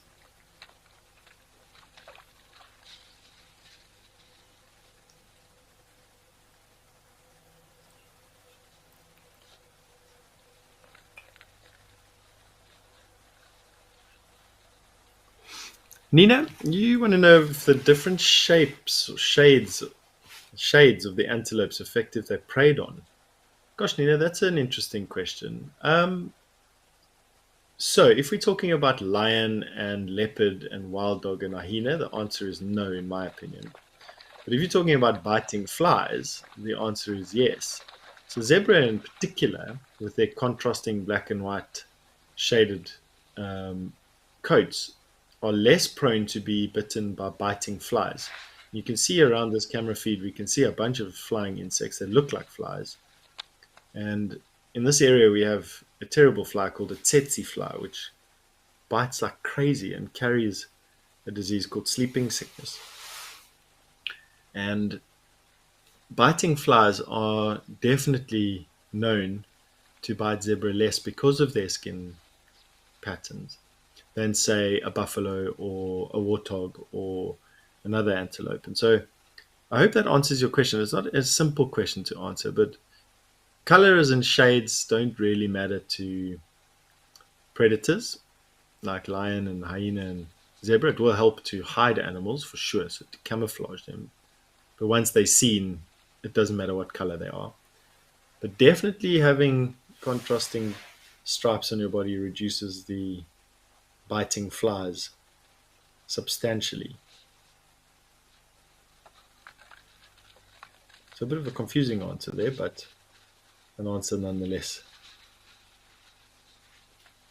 So we've got an agama running across the rocks on the bottom of the screen. It looks like a female rock agama. The males have got these sort of purple sides and brightly colored bodies and heads.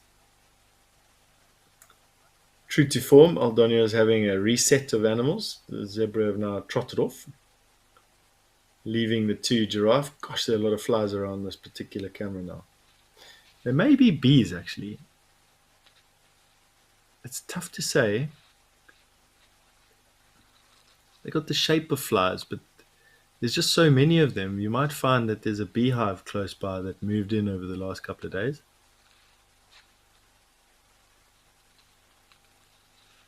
Goodness. It is tough to say. I can't really say what they are, but you might be hearing them on the camera feed. It's just lots of them. But then again, this is Kenya, and at times the flies can be insane.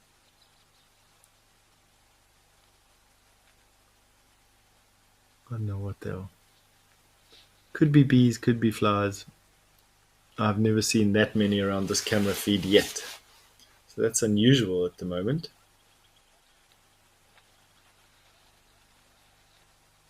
And a mystery.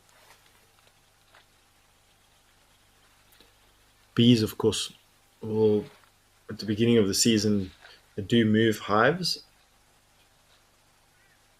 and often will move into an area, settle up for a day or two before moving off again on the way to finding a new hive. Once they set up in the hive, then that's where they'll be for some time.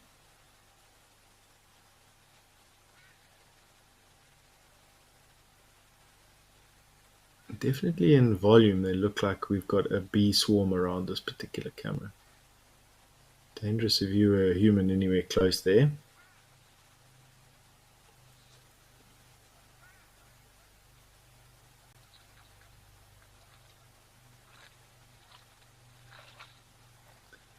As far as I know, it's the first that we've seen so many bees around this camera. I want to say they're bees. They're definitely too many to be flies. What do you think? What's your opinion out there? Are we looking at bees or are we looking at flies around the camera?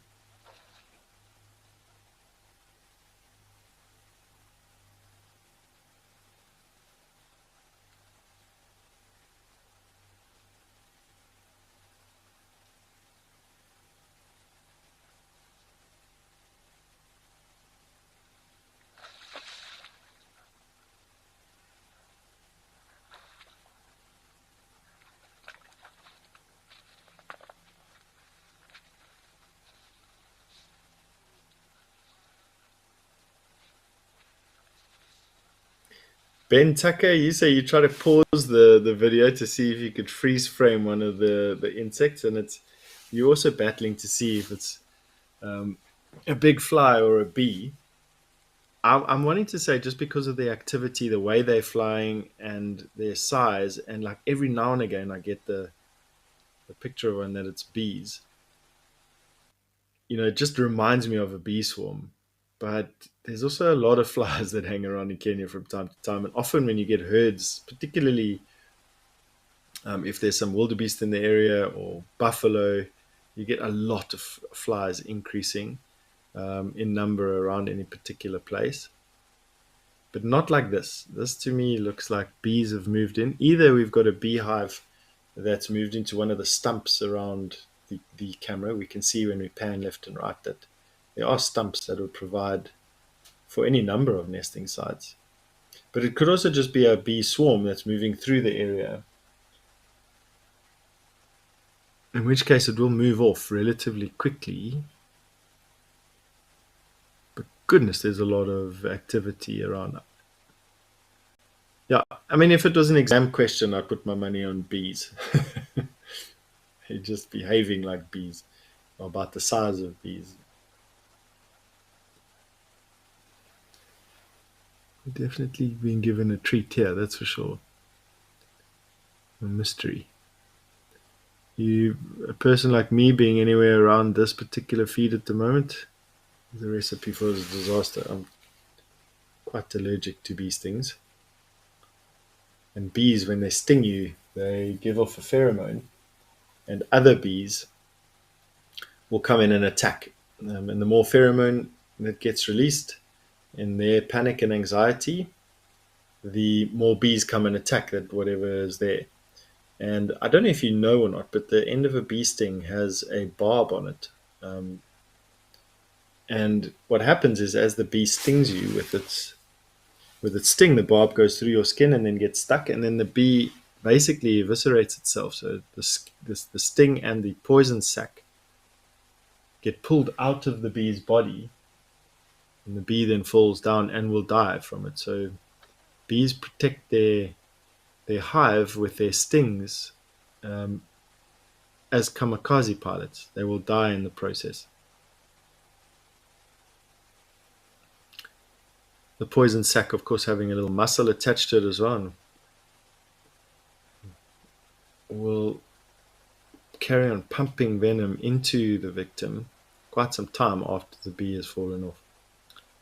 But okay, bees are not the only things that we have to look at, and as exciting as what this particular sighting is with the bees and all the other animals that are here, let's give it some time to reset and see what happens next. Let's head back on to South Africa, to KwaMaritani, and see what we got hanging around that pan.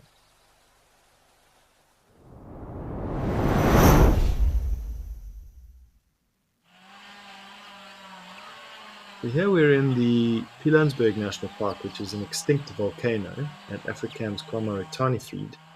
And this particular feed is quite special in that there's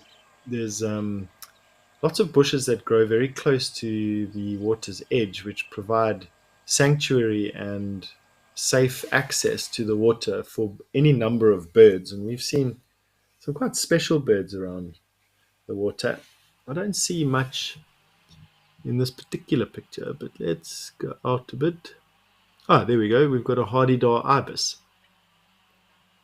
Now, as I mentioned, these cameras are actually very difficult to control, and so well done to the zoomie, and just a request for some patience while we get there we go. That's a hardy-dar ibis. The bird's long beak, which will probe the soil for any insects and invertebrates, and actually quite colorful. They've got an iridescent panel on their wings, which we may see if we're lucky. What's that there in the distance? Oh, not a distance at all. We've got a hardy-dar ibis giving itself a clean right on top of a stick. There we may be lucky. You may be lucky to get that purplish sheen on the wings, so just watch carefully and you may get a glimpse of it. This hardy-dar, it's like got a purplish color, purplish bluish almost color. And like all birds, this hardy-dar is maintaining its feathers very carefully. Africam's virtual wildlife photography competition is in full swing. We've already seen some incredible entries, but don't worry, the competition is open until November 30th. And the rewards? They're worth roaring about. From a custom print of your winning shot to a full year's subscription to Africam Premium. Join the wildlife photography adventure today at Africam. Your shot at greatness awaits.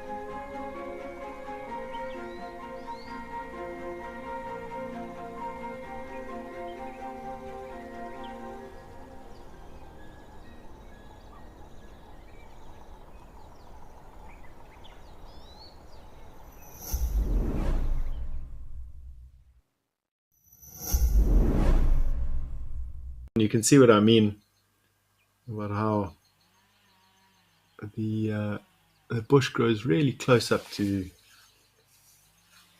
this pan. And there we've got our Hardidar ibis again. Just changed perches, or it's another one of the flock. They hang around in these flocks with one another. They nest in trees, making a big ramshackle nest out of sticks. And they'll bring their babies up. The most I've seen in a nest, I think, is 3 or 4 birds.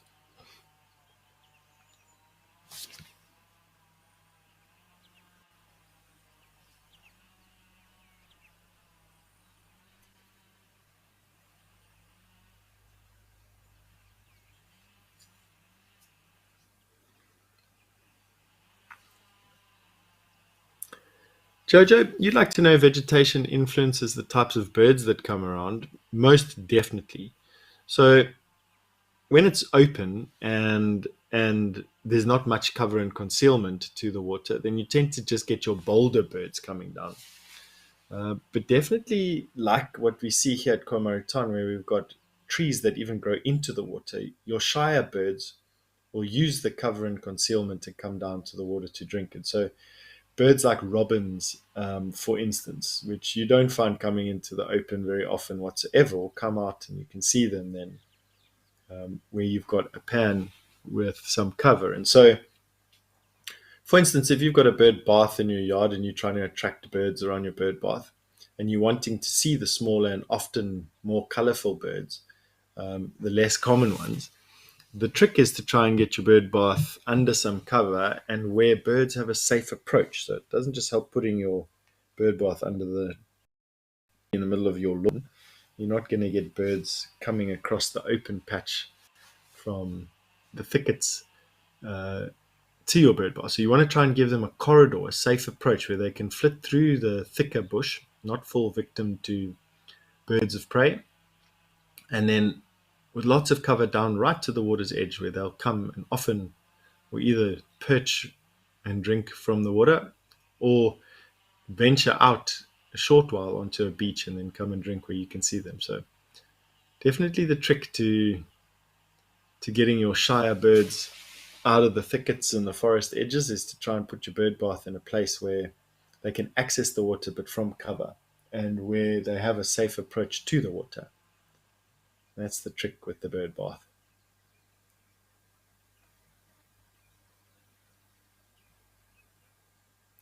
You can see that wing panel now, not quite 100% in focus, but you can see that like sheeny color. There's like a purplish sheen on that wing panel.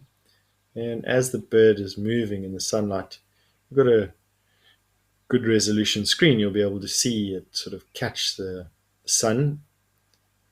And it's iridescent, which means that it reflects the sun shiny, and it looks like the portion of the wing has been oiled with a purplish colored oil.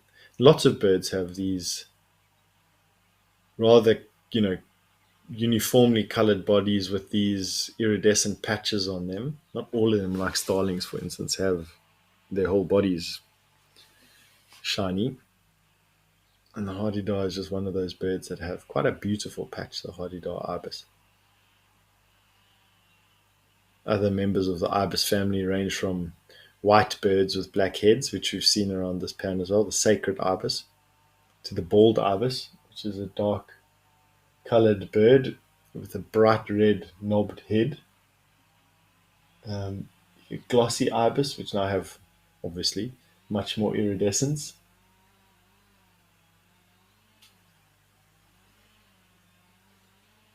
Really quite an interesting group of bird.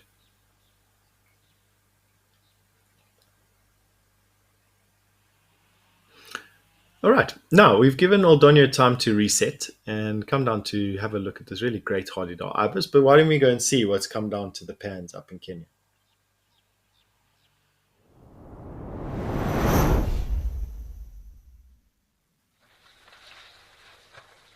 Aha. Gosh, okay, so we've still got the bees around the camera there, and now we've got 2 bull elephant which have arrived, 2 massive bull elephant as well. they don't seem particularly perturbed about the bees. So I would imagine that these bees are sort of limited to a rock or a crevasse or a stump close by, but their numbers are no less diminished. And just judging from that swarm, I'm 99.9% convinced it's a bee swarm. Maybe seeing around the camera doesn't extend as far as the pan. I think even elephant are scared of bees. Um, in fact, in the Kruger National Park, there's a conservation group that is using bees and beehives to help minimize human wildlife interactions, specifically elephant on food crops. So elephants are devastating to particularly low income farmers' food crops, where they'd eat a whole year's worth of food in an evening. And this particular group of very talented and exceptional conservationists are using bees to keep elephants out of the food crops. What's that Ellie busy doing? Such funny things. And with some success. And so obviously they're harvesting the honey that the bees produce and making some money to put more hives up. And doing a great job, actually. And you can see, still can't see where these bees are going into, but we can definitely see those ellies there. So it's a good thing that the ellies are not perturbed by the bees. The bees are just sort of swarming around the camera's location. Going to make it very difficult to do any maintenance on the camera if we have to. Impossible, actually. And true to form, Aldonia has provided us with two spectacular bull elephant. All right. So while these ellies have walked away and give us a chance to go and visit another one of our cameras, why don't we hop over to Namibia and go and see what's happening around Okakoya.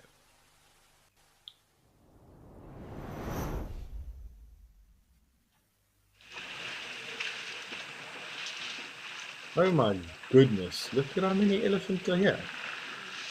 This is the single largest gathering of elephant I've seen around Etosha's Okakoya cam feed. This time of the year, it's not uncommon to see this number of elephant around the pan in Etosha, so you're just watching them just pouring out of the bush around here. What a spectacle. And you're going to see any number of things happening here. You're going to see elephants swimming, kicking the water around, possibly even going for a dip and a dunk. Gosh.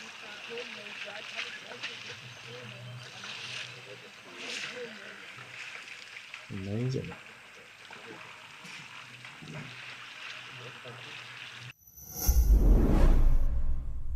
It's time to tap into your owl-like wisdom and elephant-like memory. Gear up for a month of Animal Quizmania this November. Teams will pit against each other every Saturday for some good old-fashioned interactive fun on the Sunset Show. To enter, form a team of at least 2 people, fill out the form on our website, and name your team. Come along and put yourself and your challenges to the test. WildEarth, bringing the fun to the safari.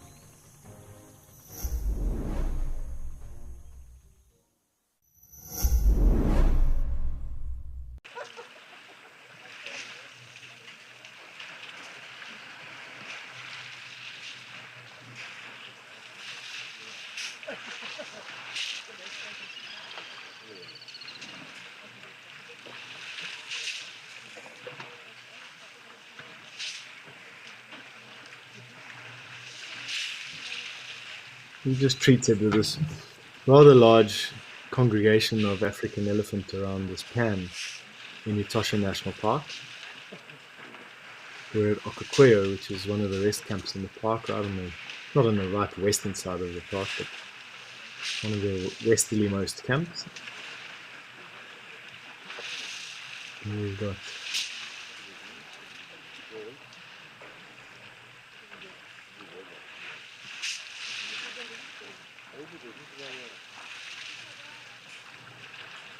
any number of elephant doing any number of things, from swimming, submerged, all the way to drinking.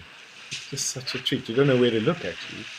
It's nice to just listen to the noise and watch the activity.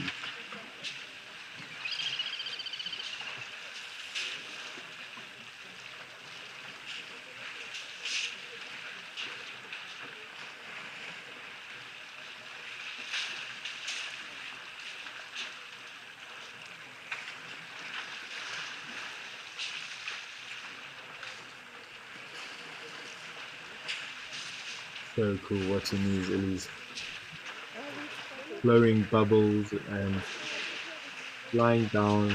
They're not really playing with each other. I think they're just more enjoying the cool, refreshing water.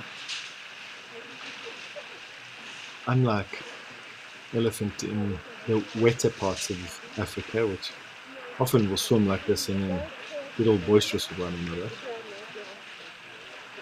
These illies just look like that now. A lot of them are facing away from the water, whereas a lot of them earlier were facing toward the water. It wouldn't surprise me if they just walked off. Don't have much time to cool down and drink.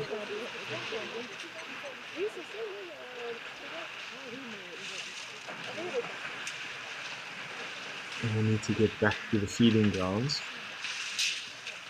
relatively quickly. Let's see, I just came down. Yeah, how many different directions they pick. That'll give us an idea of how many different elephant herds we have here. I gauge it to be, I don't know, 3 or 4 at least.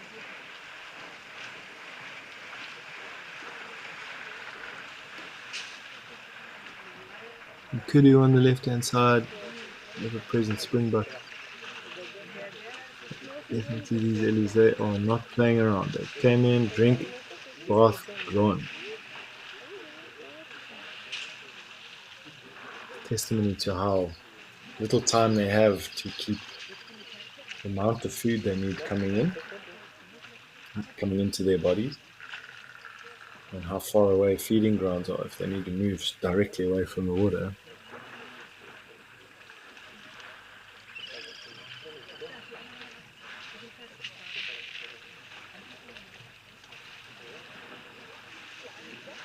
Gosh, it's come time for me to pass on the baton to one of my colleagues, which is going to be taking over the rest of the show. We run them in 2 shifts.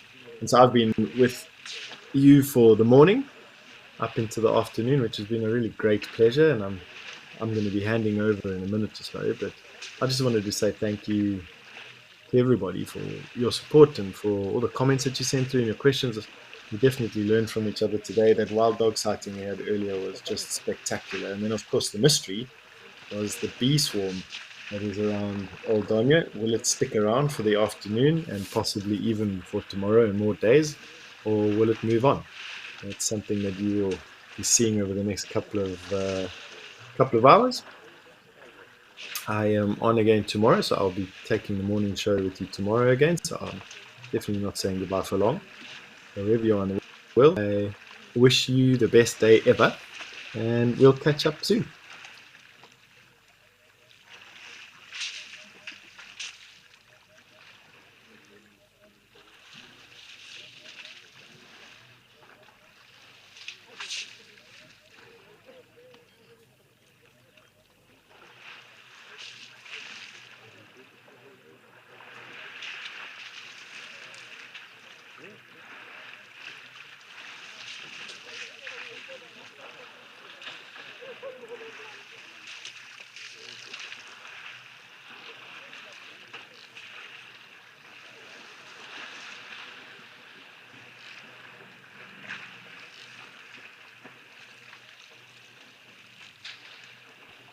Well, thank you to the very talented Stefan Winterboer. And for any viewers that have just joined us, hello and welcome to Live at the Waterhole.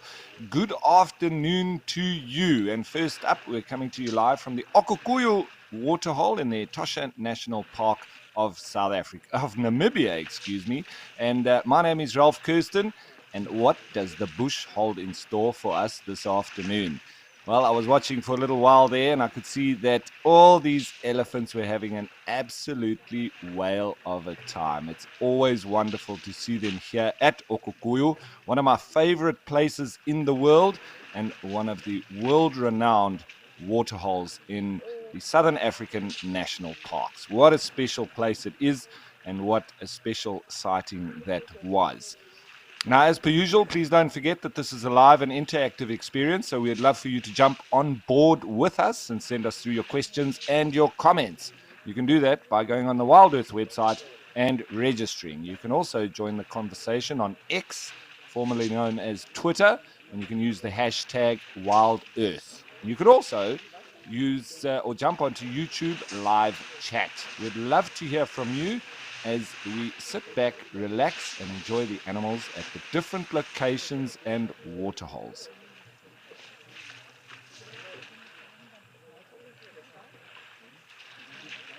Something special, earlier on I heard news that there were some wild dogs in the Madikwe Game Reserve at the Jamala Waterhole. So I have seen them once there, but I'm hoping that they don't disappear and we get to see them again. But back to the subject at hand and all of these springbok here in the foreground. There's some kudu there, as well as the elephants having a whale of a time. They really do enjoy this waterhole. And at this time of year, it's getting really hot in the Etosha National Park, so we can almost expect this on a daily basis, especially around lunchtime at the hottest hours of the day. They come through for a lovely swim and a wash and a spray and a drink, and very often then afterwards having a dust bathe. But it seems like this big herd of elephants are not really that interested in having a dust bath today. And leaving on what I like to call the yellow brick road formed by the elephants and their dung balls.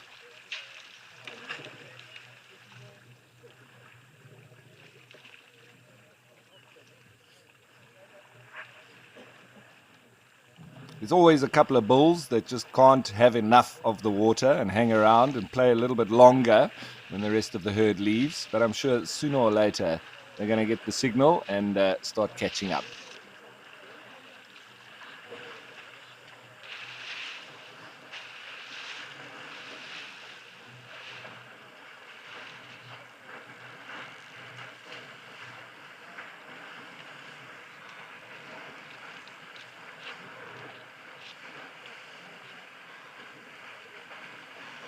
Couple of oryx there, Gamsebok or Gemsbok, also coming in on the right with their deadly straight horns. They also like to swim, just like the elephants. The elephants, and the springbok seem to be the swimmers here.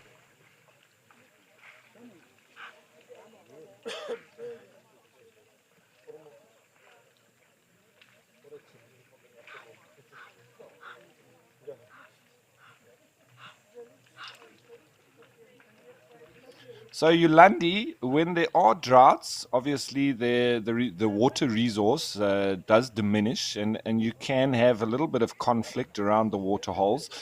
But it's more the territorial animals that will fight with each other. For instance, black rhino, where their territories overlap around a very vital resource such as a waterhole. So yes, you can have herbivores fighting around that, but it's more to do with their territories than the water itself. And when they are forced to come together in those particular spots, then there is obviously particularly the males within territorial species that will fight when they come across each other at this very important point within their home ranges.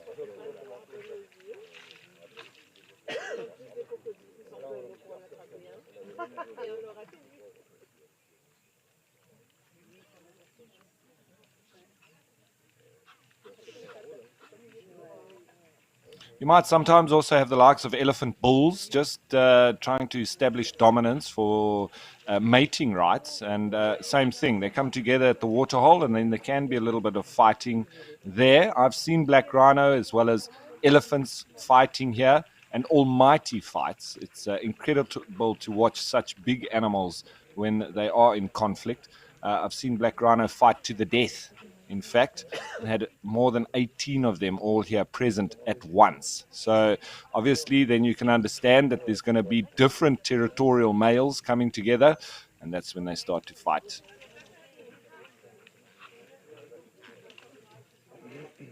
The rest of the antelope, it's sort of more to do with mating rights and continuing in that same sort of vein, all coming together here. Not necessarily territorial, but it's all about those mating rights. And there's females around, so the males do get then a bit agitated and want to fight with each other and establish dominance.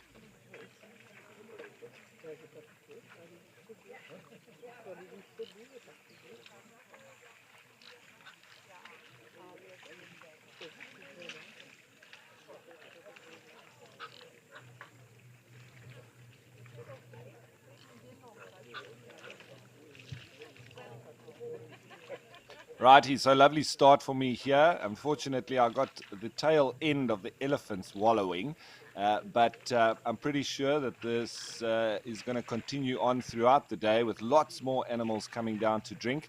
We'll come back here at some stage, but I think for now, I want to go and see if we can find those wild dogs at Jamala.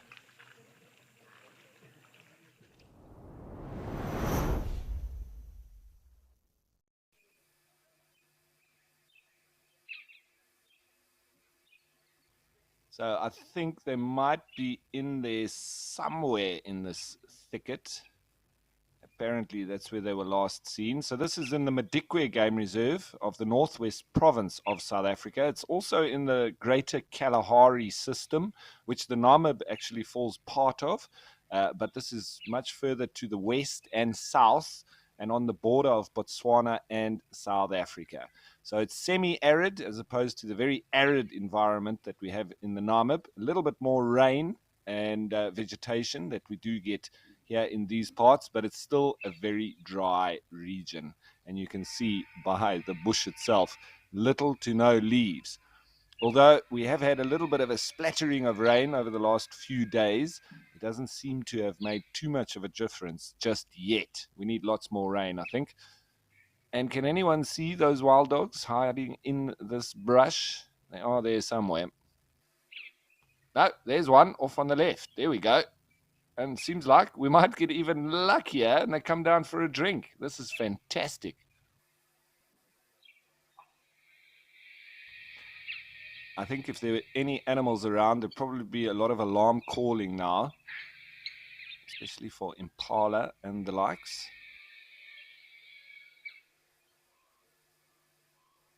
Painted dogs, another name that they call them.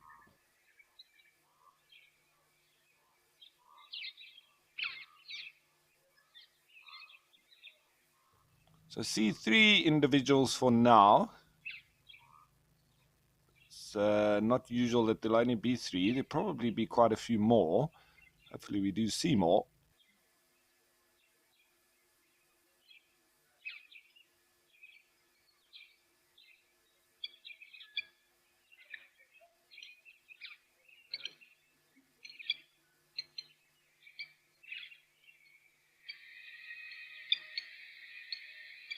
Yeah, there's another individual on the left. Looks like it's got a little bit of a floppy ear.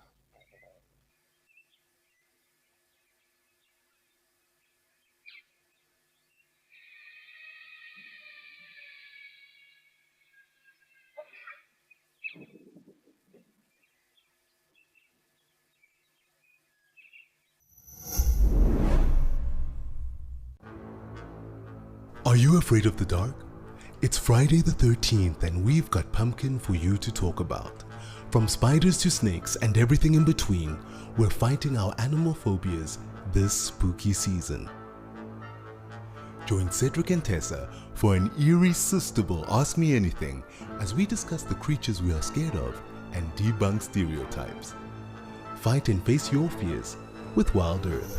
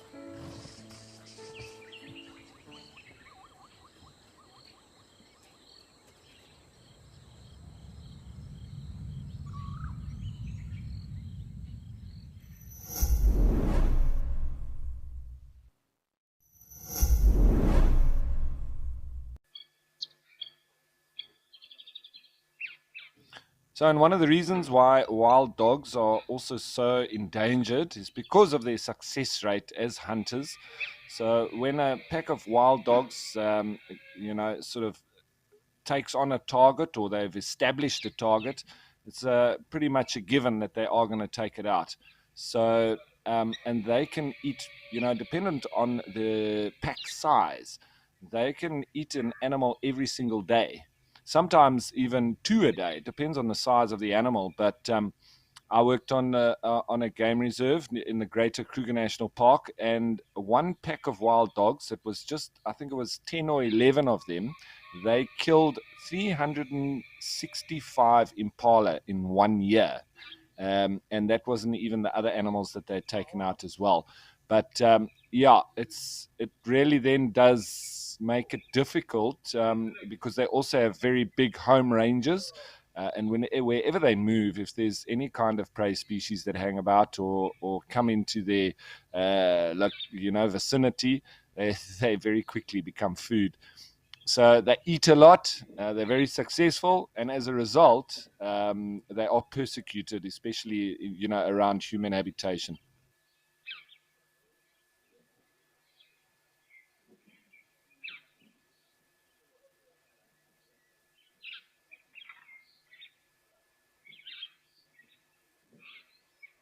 So, as a result, wild dogs are pretty much only present in national parks and in large protected areas because private landowners don't really or can't afford to keep them because of the amount of food that they eat. So, I think it's a real struggle for the wild dogs in terms of their future. We just hope that places like Madikwe and the Greater Kruger National Park and areas where they do exist in southern Africa, like Botswana, that those areas remain and the species continues to survive.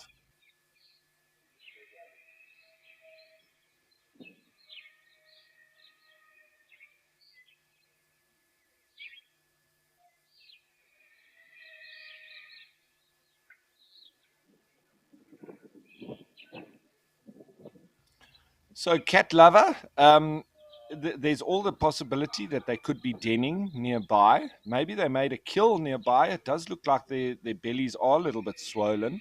So, I'm not quite sure. We'd have to continue on watching them and see, is that a carcass over there? Is that maybe the reason why they're hanging about? Looks like that is indeed. What is it that has been killed there? Is it one of the old buffalo bulls? I'm not quite sure.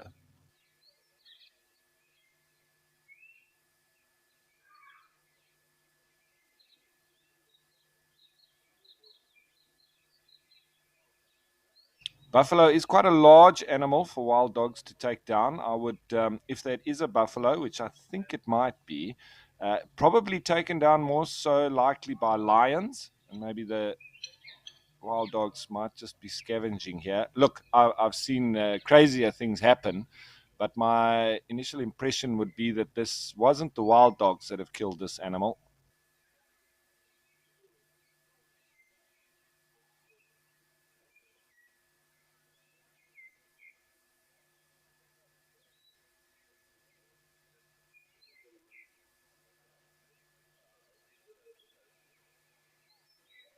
Yeah, looks like it's become too much for the one on the right, and he's just going to have a rest. Now, it is overcast, but maybe they have fed in somewhere around. Maybe they've been feeding off that carcass, but it doesn't look like they're that interested in that carcass there.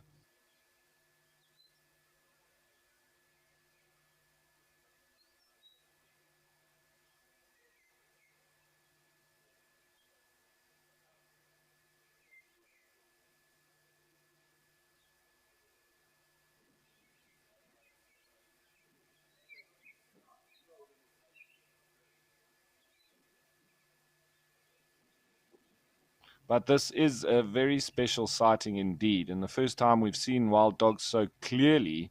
In fact, here at Jamala, there was one sighting that we had, but it was very brief, and they ran off. So for them to be hanging around like this is very special indeed.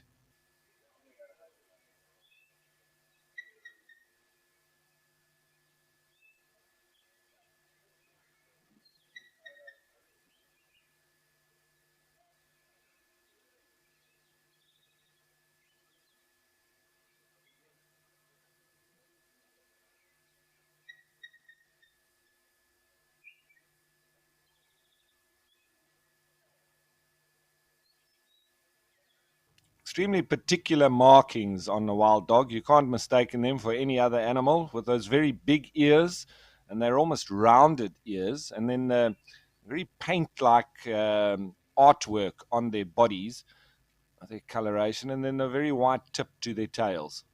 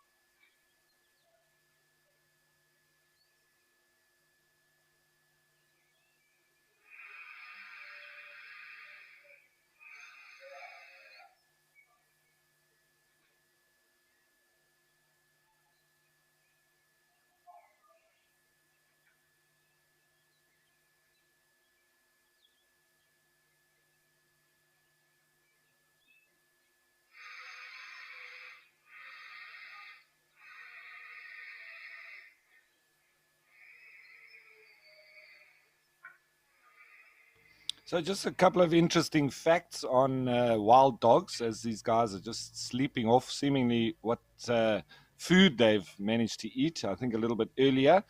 They say that wild dogs have an upward success rate when they hunt of about, of upwards of 80%. And this is down to a lot of the communication that they have in and amongst the pack. So they work really well as a team. They live sort of between 10 and 15 years of age in the wild. Obviously, in captivity, they can live a little bit longer. Um, but they can also run up to speeds of about between 70 and 80 kilometers an hour. And they say that that's the same as a greyhound. So very, very fast. And they have incredible hearing, which with muscles that allow those very round, large ears to swivel from side to side. So it does help them in communicating with each other, as well as picking up the sounds of the prey. And they're extremely loyal to the group, the pack, and to their species and the habitat. And us as humans, we failed to domesticate them. They make their dens in abandoned underground warthog and porcupine burrows, and that's where they give birth. And the puppies are given priority over dominant pack members for feeding, which is a very interesting fact. And following a hunt, the dogs will very often go back to the den site when they have very small puppies, and they'll regurgitate the food for the pups.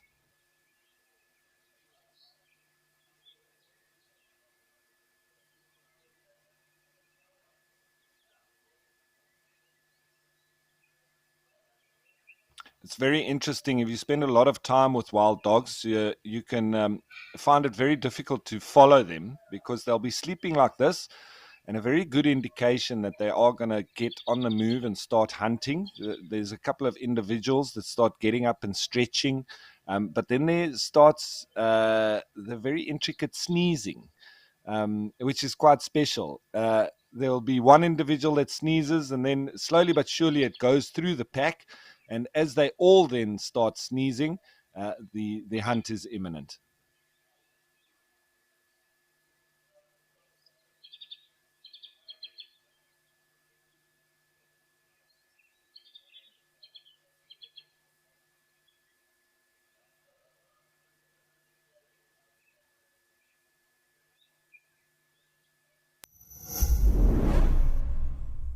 Welcome to Destination Safari.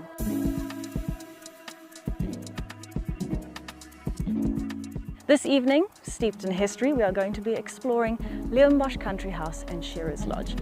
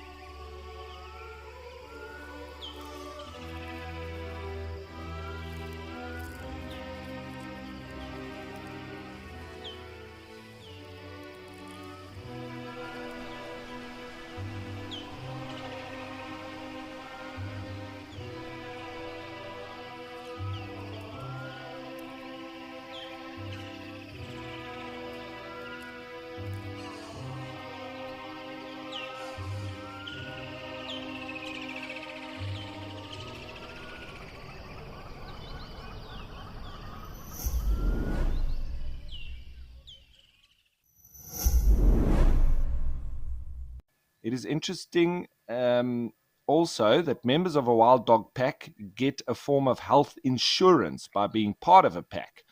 When a pack member gets an injury that prevents it from taking an active role in hunting and other duties, instead of turning on the individual as would be expected from most other animal species, the pack will typically look after the injured dog.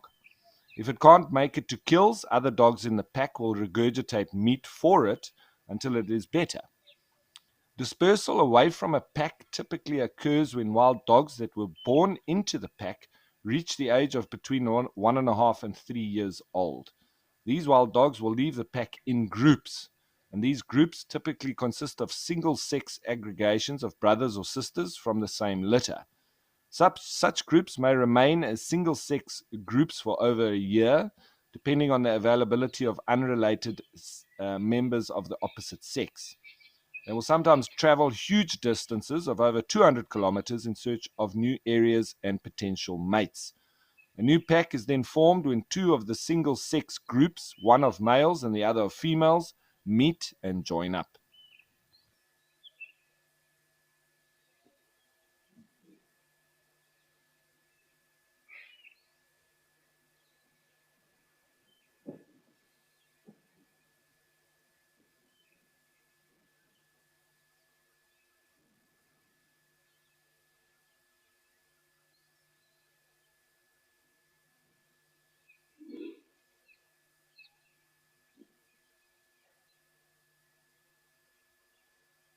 So Langa Lover, yeah, I also love the wild dogs patterns and each one being individual. but very special and unique. Those color patterns, and leading to why they call them painted dogs.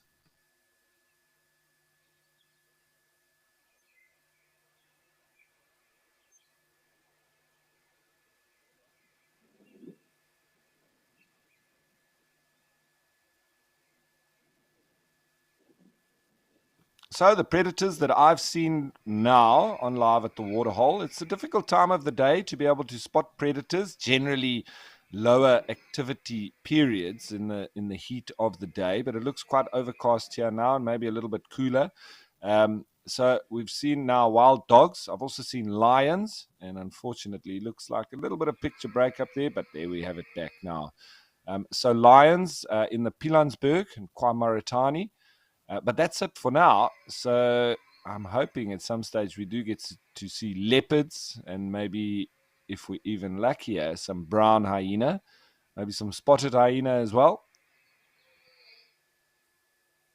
and maybe even cheetah. But we do know with cheetah, a little bit more difficult to see them coming down to the waterhole because they don't drink very often. They can go a couple of weeks without drinking at all. And when they do, they don't really drink much. They generally get most of the water requirements that they need from the food that they eat.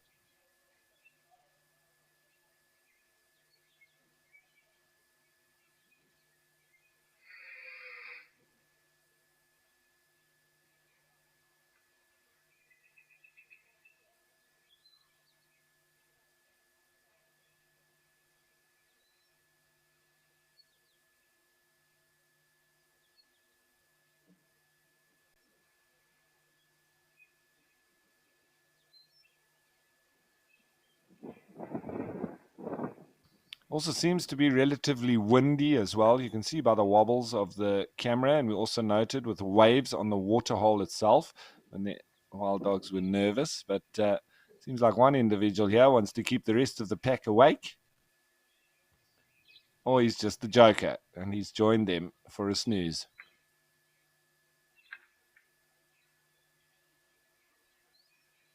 Oh, now I wonder, is there some elephants coming through, or what is that?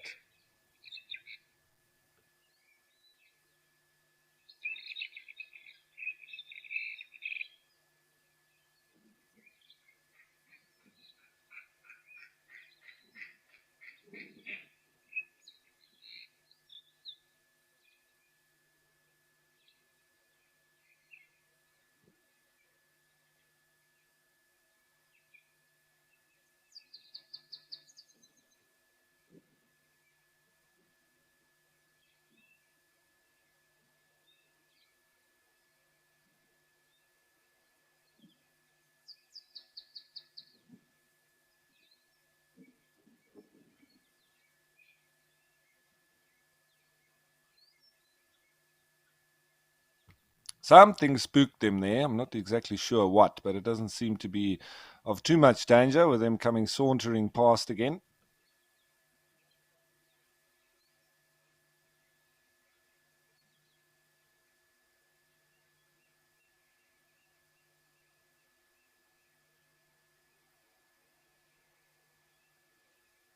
So still only seeing 4 of them. This could be a breakaway group, or maybe this is just the size of their little pack, as we were discussing earlier.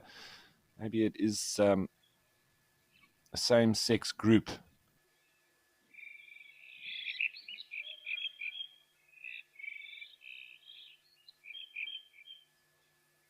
Oh, maybe just going to lie up in the water itself.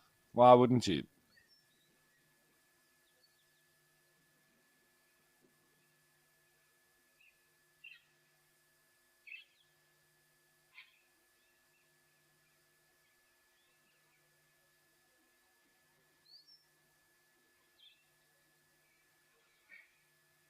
This is absolutely fabulous. Look at that. How they're playing in the water. You don't often get to see this.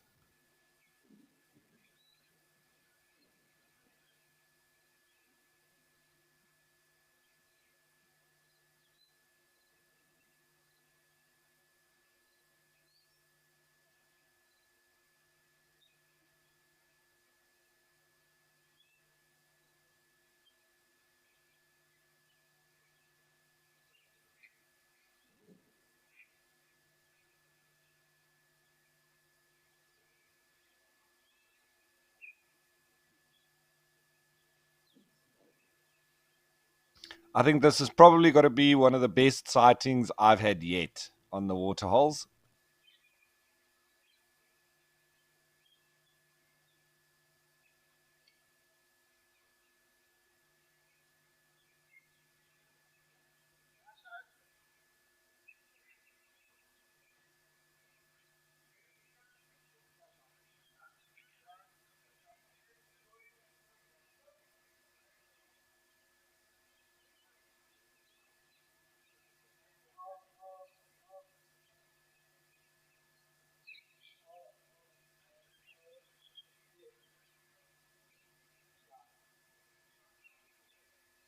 So from being nervous of the water earlier to now having an absolute jawl in it, really a change of events.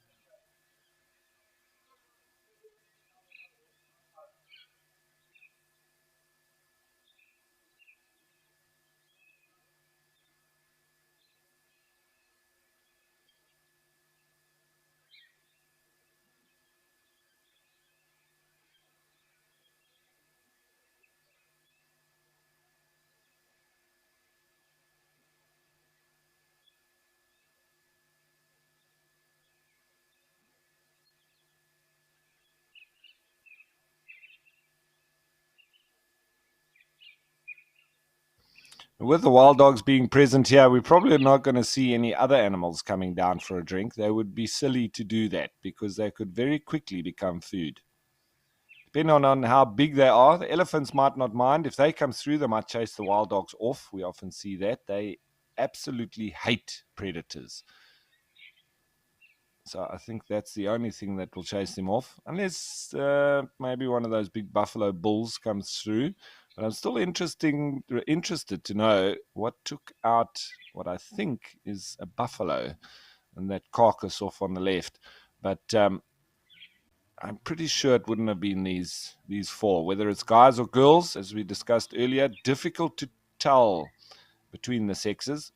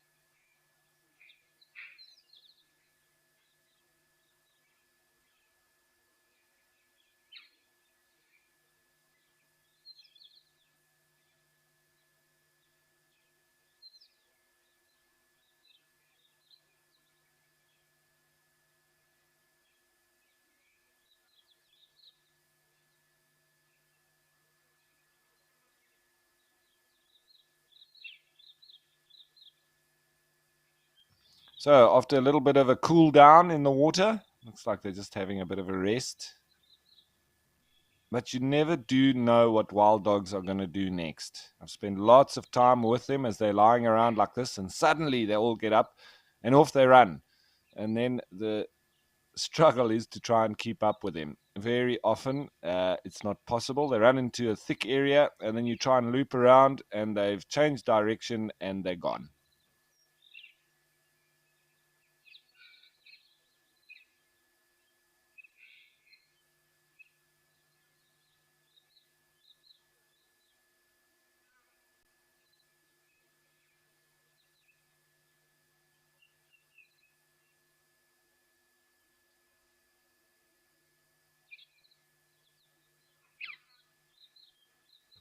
So a couple there on the right, just hiding up in the shade of that log.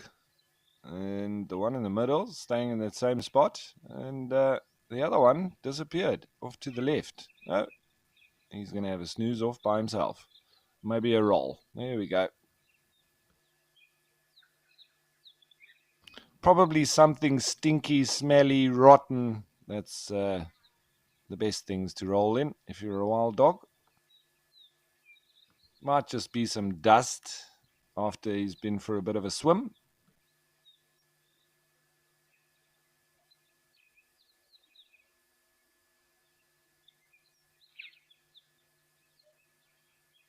Now we can see where the domestic dogs get it from. When you wash them, this is the first thing that my dogs always do, is head off and get themselves as dirty as possible.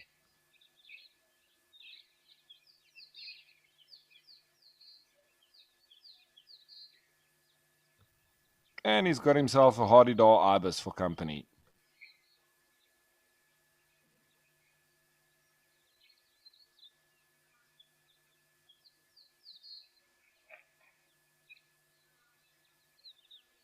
This one with a floppy ear really does seem to be the joker of the group.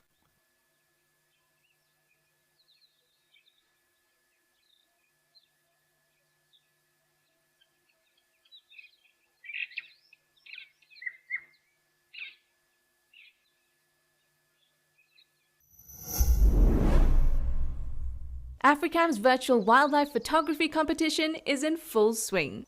We've already seen some incredible entries, but don't worry, the competition is open until November 30th. And the rewards? They're worth roaring about. From a custom print of your winning shot to a full year's subscription to Africam Premium. Join the wildlife photography adventure today at Africam. Your shot at greatness awaits.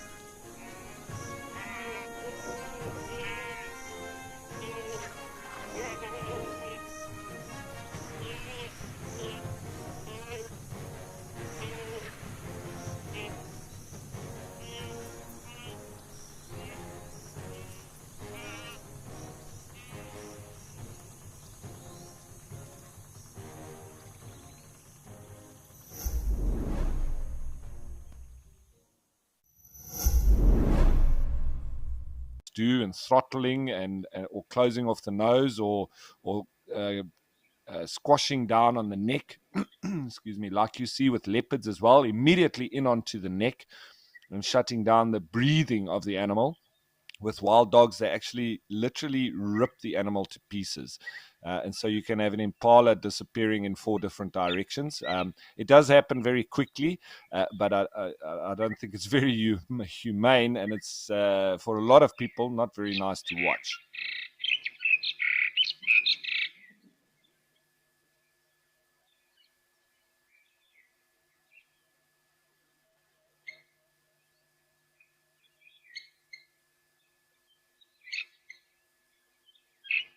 Now, I'm still not 100% sure what that animal is there at the top. It looks to me like those are very rounded hooves, and that's what's leading me to think that it's a buffalo.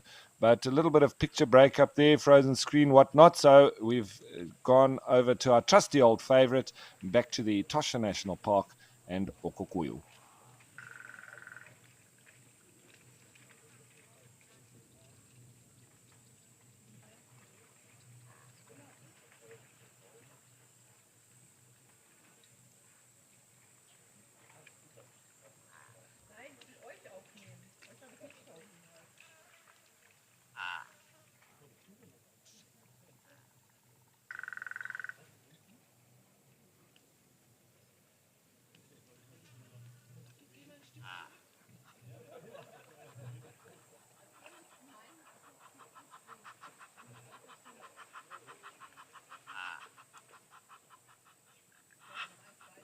So as soon as we've sorted out those technical difficulties, I'm sure we'll be heading back to Jamala. But for now, it seems the Springbok here have thinned out a little bit. But here come a nice little group of kudu on the right-hand side. I think it's mostly females, but there might be a male in amongst them. Looks like some oryx straight over the back of the waterhole itself.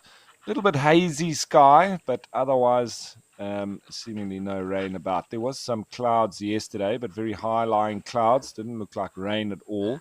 This isn't really the time of year that there is much rain. There might be a little bit or a splattering of it, but the big rains will becoming between January and March.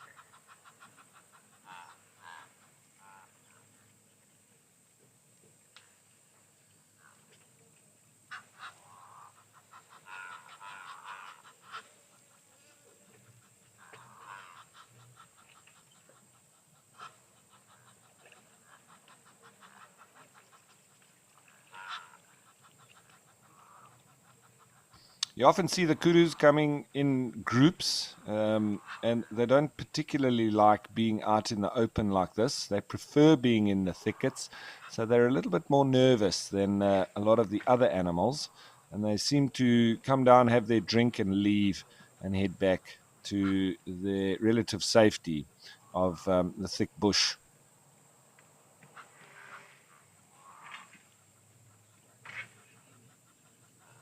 They're very agile antelope and able to move through the thickets very well, but they're not extremely good sprinters like a lot of the plains species. And I think that's a lot to do with why they aren't as comfortable being out in the open like this.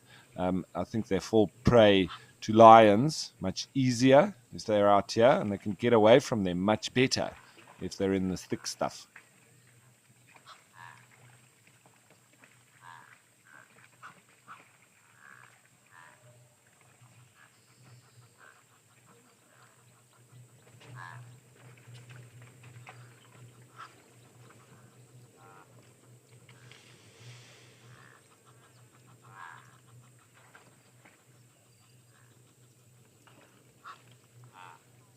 Okay, seems like we've got things sorted out at Jamala, so I think it's time to head back there.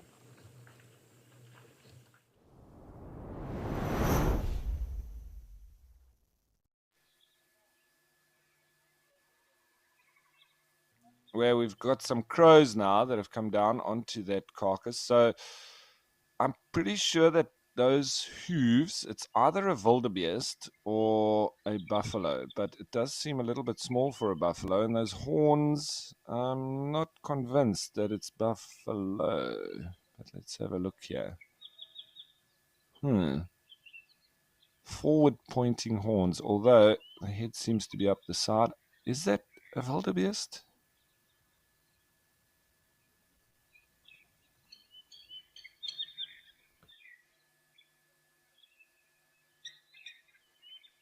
It seems like it's been here for quite a while. It doesn't look fresh at all. That red meat is darkened a lot. I'm surprised we didn't spot it yesterday, unless it's just very hot and it's aged very quickly.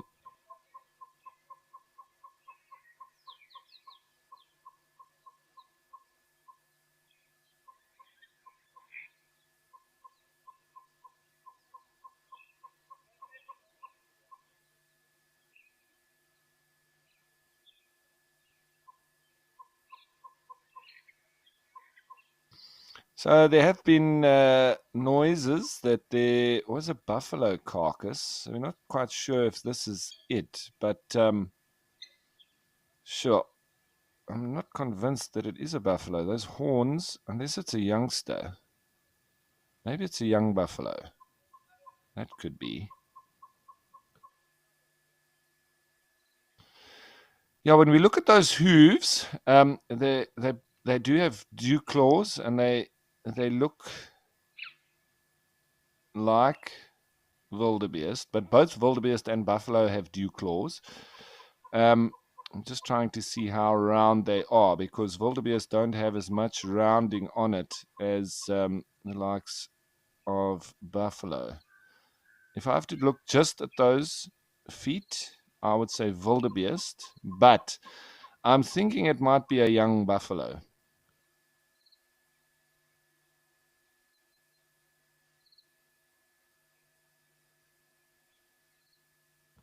Quite a lot of hair on it, and that's also why it would be a young buffalo. Those horns also they haven't melted down the side of the face quite as much just yet.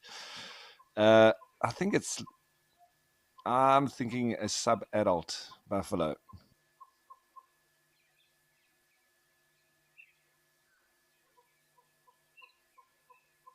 Would it have been the wild dogs? I don't think so. That would most likely have been lions that have taken that down, because you can think if that's a youngster as well, the rest of the herd would have been there to protect it, and I don't think that the wild dogs would have been able to fend them off. I think this has in fact been lions, and they've taken down a young buff.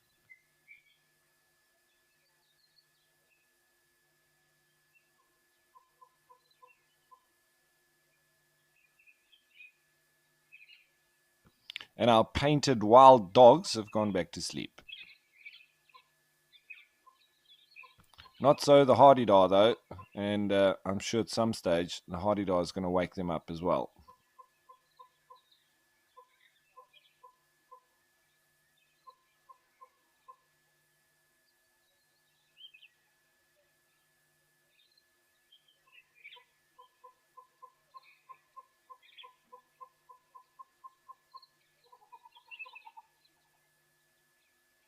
It's quite interesting watching that hardy-dar while these guys sleep, that apparently with these probing birds, they can actually taste with their bill.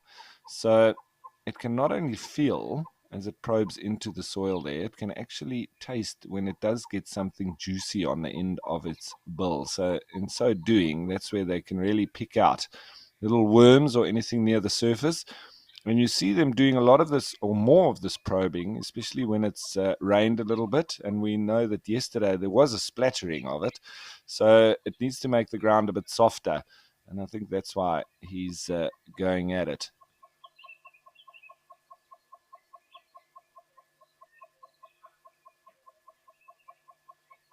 With lots of elephant dung around too, it can make for lots of little invertebrates around that this hardy-dar will be targeting.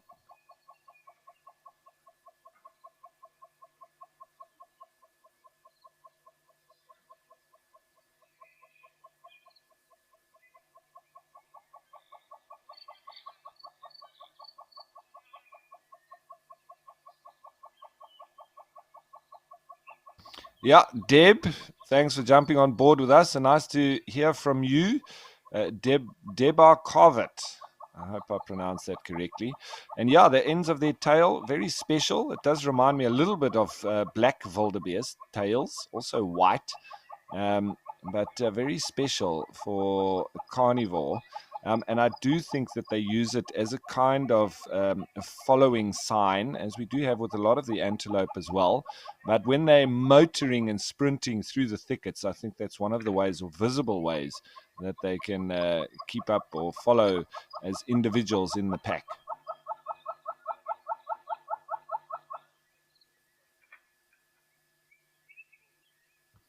A bit of a hornbill call there, while the other two resting up in the shade. So 2 in the sun and 2 in the shade.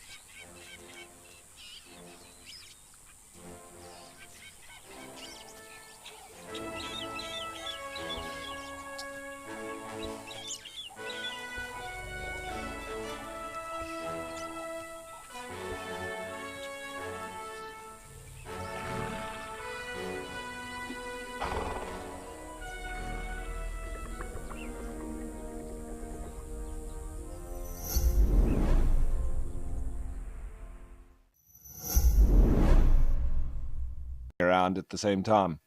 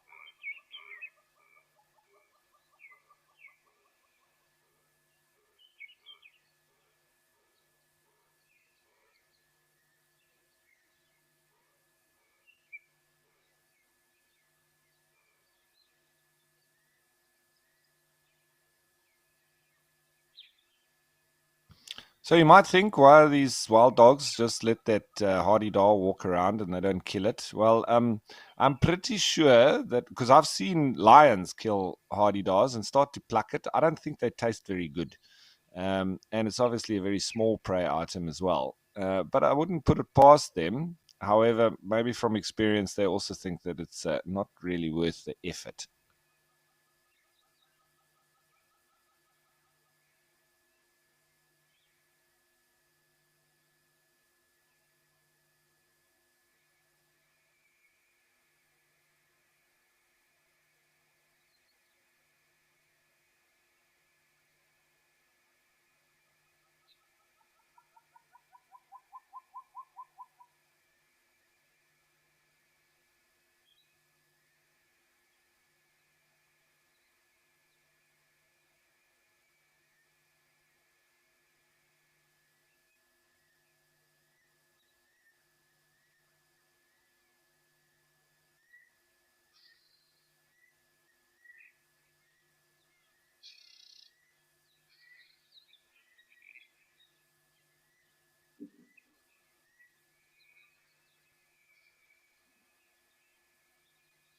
So, and as we see here, it's often that I've seen it like this. Wild dogs really do seem to enjoy their time. There's always lots of play and lovely social interactions between them. You don't really see them in a bad mood.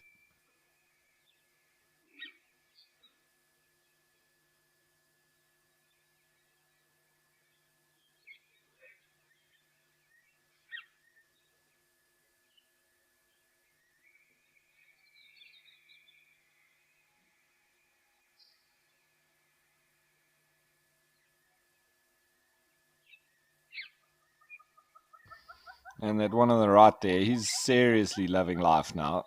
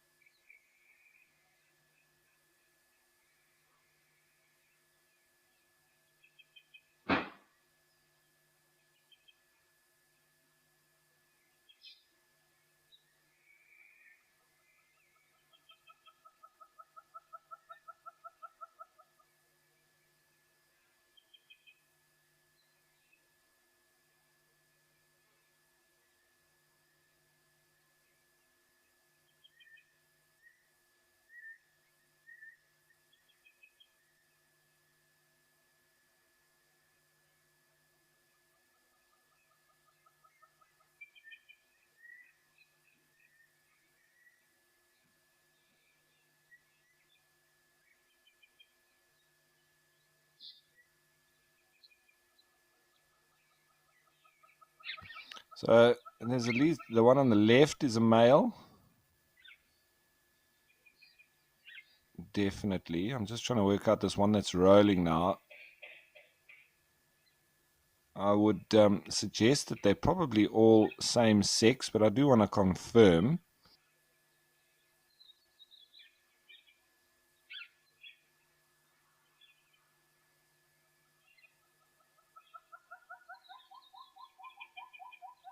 So Linga, it's very difficult to tell gender between between the sexes with wild dogs from their size and their shape.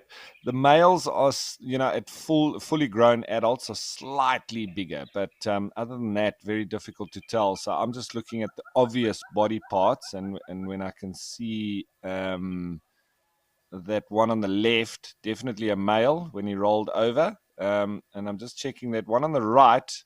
I haven't been able to confirm just yet, but almost looks like a female.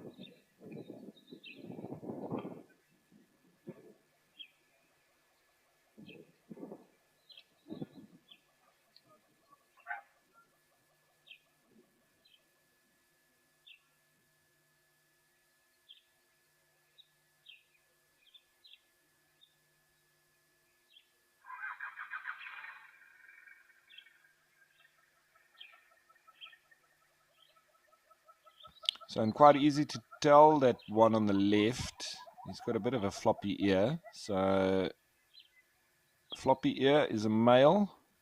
So we can try work out the rest as they move about.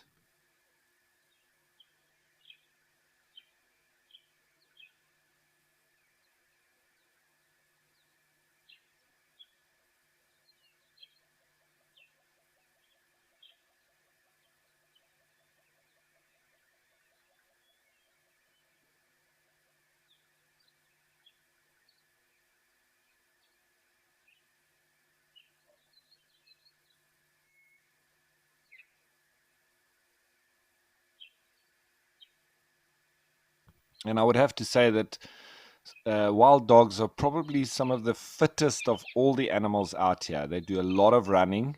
When they're not sleeping, they're either at full tilt or nothing. So, but it's incredible how much running they do, um, and the distances that they cover as well when they're at speed.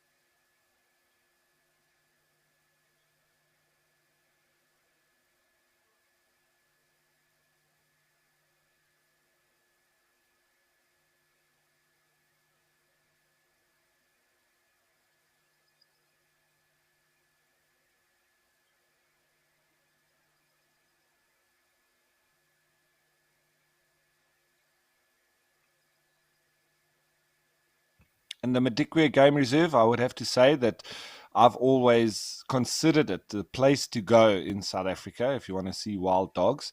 And well, this is just showing it up as well. Fantastic reserve, especially for wild dogs, but lions too. Very high concentration of lions and massive population of elephants as well.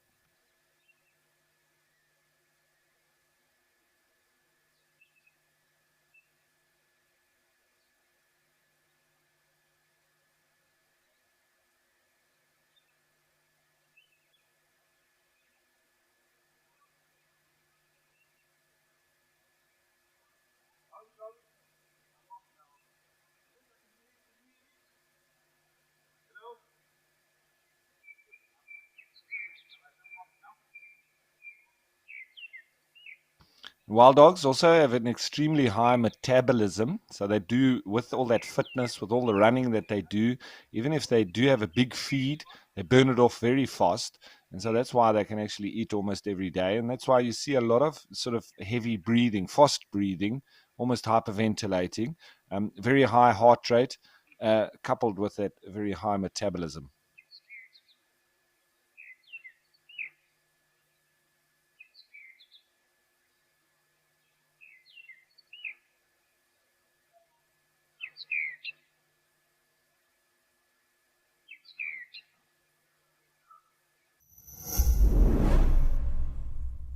This Spooktober is all about scales. In honor of Reptile Awareness Day, WildEarth is hosting a fireside chat with James Henry and reptile expert Chris Cook. You are at risk of being bitten by it. Come along as we talk all things reptiles and learn more about the scaly soldiers of the safari. Don't miss out. Watch it live on your nearest device. WildEarth. It's in your nature.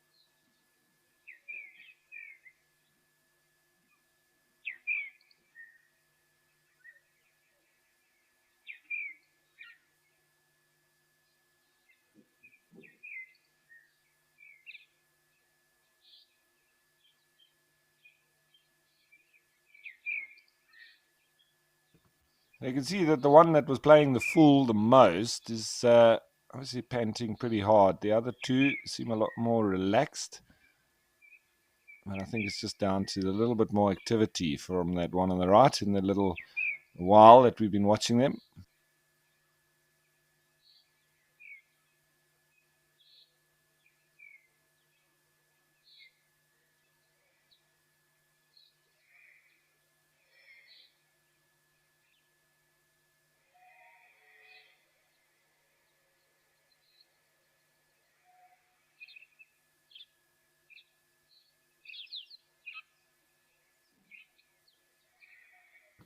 Oh, lovely stretch. And this one closest to us is also a male. You can see those apricots sticking out the back there.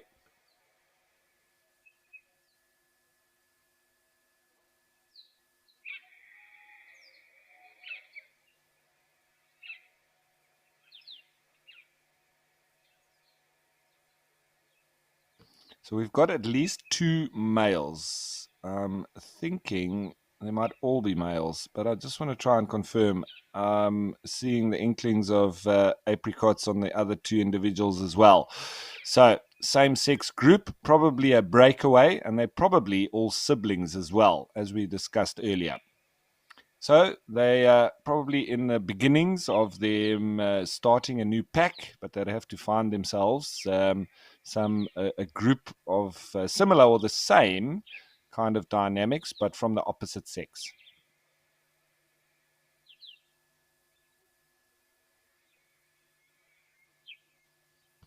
Could that one that's moved off now be the alpha male between these four? Seems like it is leading them, or they are following at least. And looks like it's heading back to shade.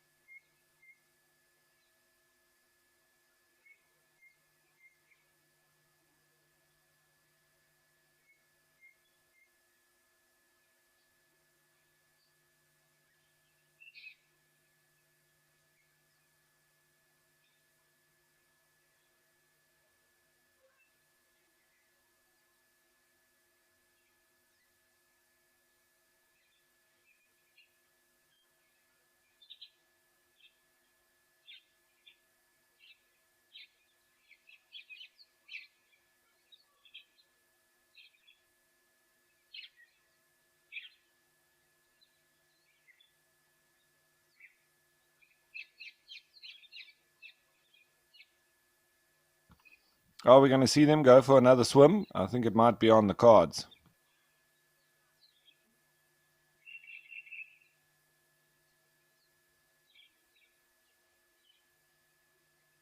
Or just lie down and have a snooze in the water. Perfect.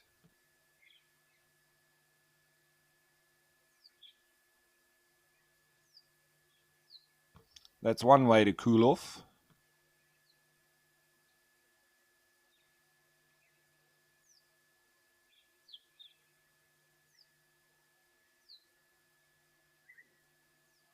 And why not go to the toilet at the same time?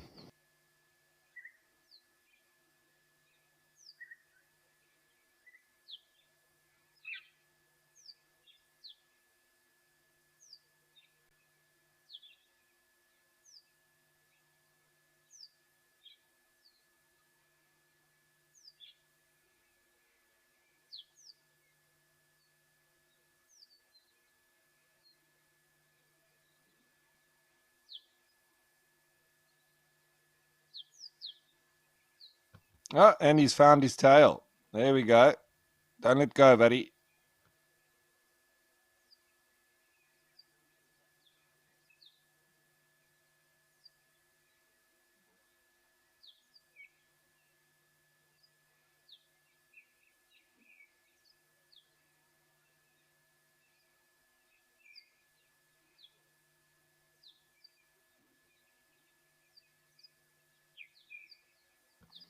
So that's it. I think they just keep on going in the water just for a nice quick cool off.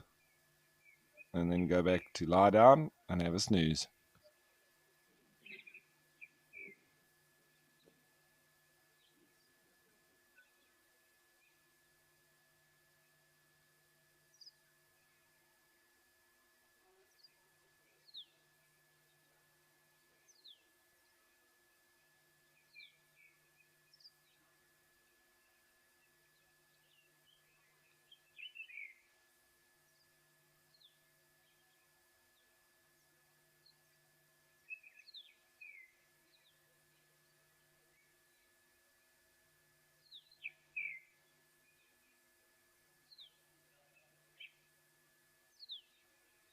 So, just to exhibit how special this sighting is, the wild dog is definitely one of the most, of the world's most endangered mammals.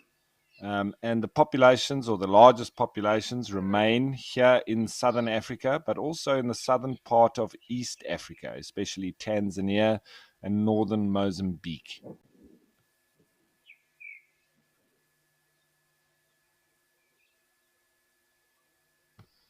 And they're also listed as endangered on the IUCN Red List due to a range of factors, but mainly including a lot of habitat loss, human-wildlife conflict, like we were chatting about earlier, also being caught in snares as bycatch by poachers who are normally hunting for meat, not really for predators, as well as infectious diseases like canine distemper and rabies.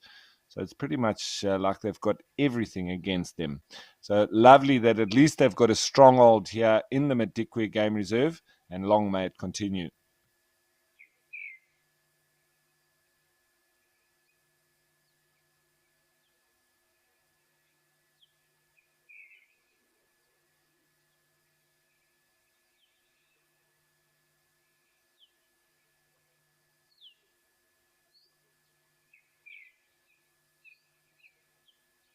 Seems like that pied crow in the background making the best of that, what we think is a buffalo carcass.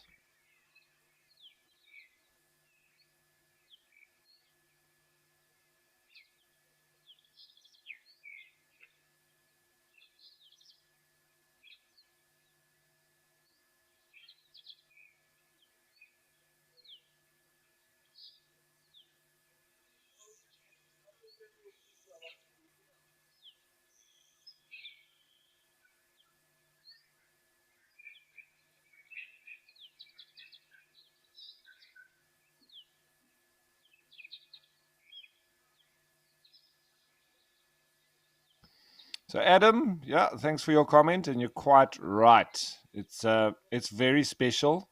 I mean, just to see wild dogs is special, but for them to hang around for this long, playing, rolling around in the dust, going for a swim, chasing their own tails, it's just absolutely fabulous.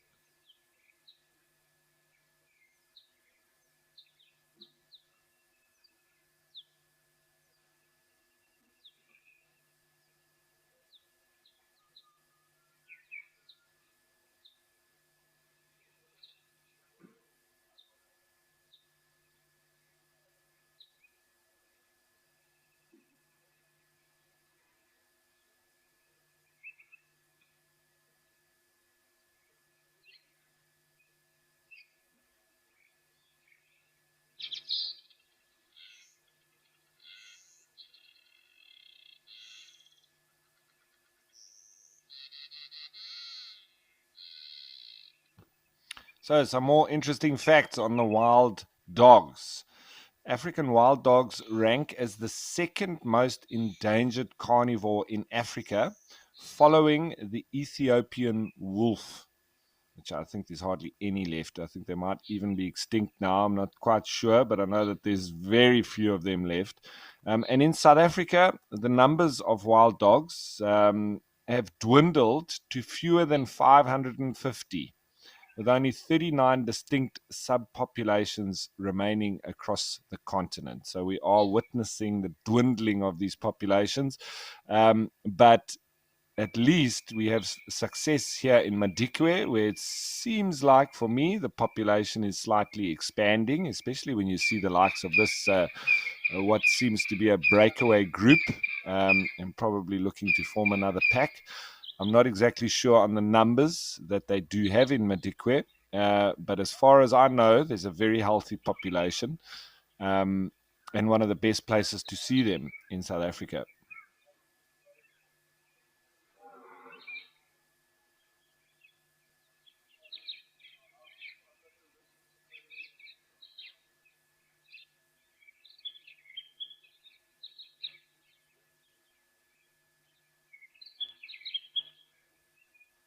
You can see their feet also almost exactly the same as domestic dogs. Any dog of the same size.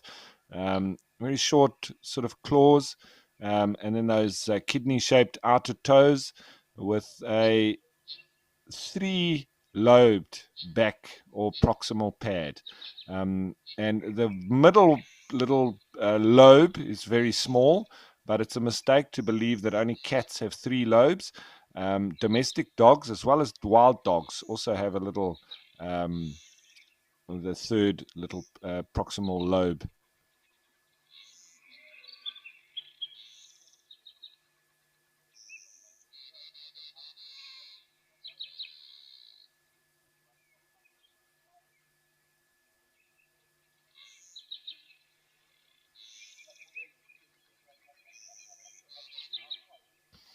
So Stacey F, I think it is.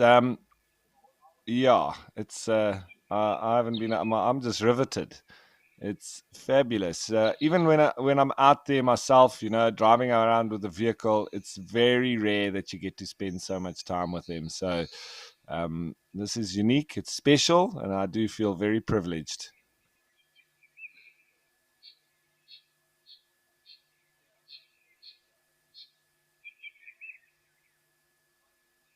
Normally, when we spot them out there, it's very high octane, and you're normally full of adrenaline because they never stop moving. So for them to have a little bit of activity and resting up like this, yeah, I can't say how special it is.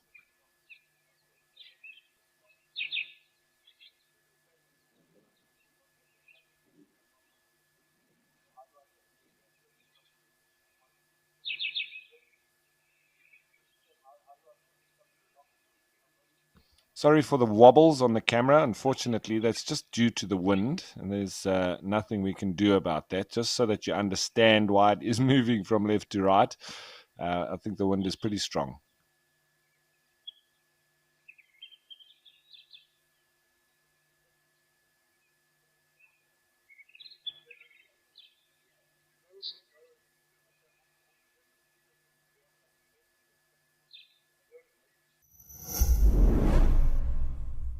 Have you ever wondered what it's like to be the man behind the lens? Come along and join our expert naturalist, James Hendry, for a photography hangout.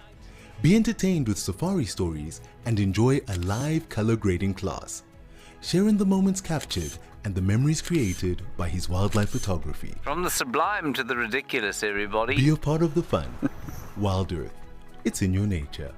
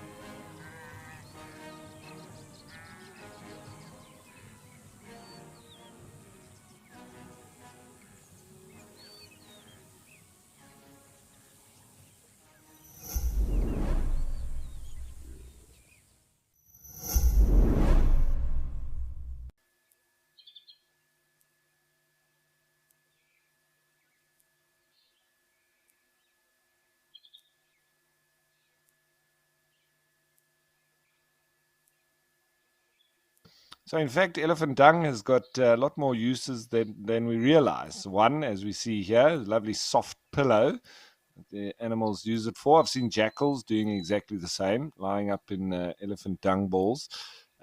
Creates a lot of food for animals because lots of invertebrates survive inside that dung. And live in there. And so the birds, especially, as well as the likes of mongoose, even honey badgers, etc., access these dung balls for food. You can use it to start fires, especially when it's very dry. And what we used to do out in the Namib Desert, especially when we get the Mopani flies, or actually more so Mopani bees, but a very good insect repellent. And so you just light it and let it smolder. And it honestly smells like incense. The smoke just helps a little bit to alleviate the presence of those Mopani flies, which can literally drive you nuts, trying to crawl in your nose, your eyes, your ears. They don't bite, but they're just constantly around your face looking for the moisture. And it's incredible. So one of the alleviating methods that we use is smoldering elephant dung.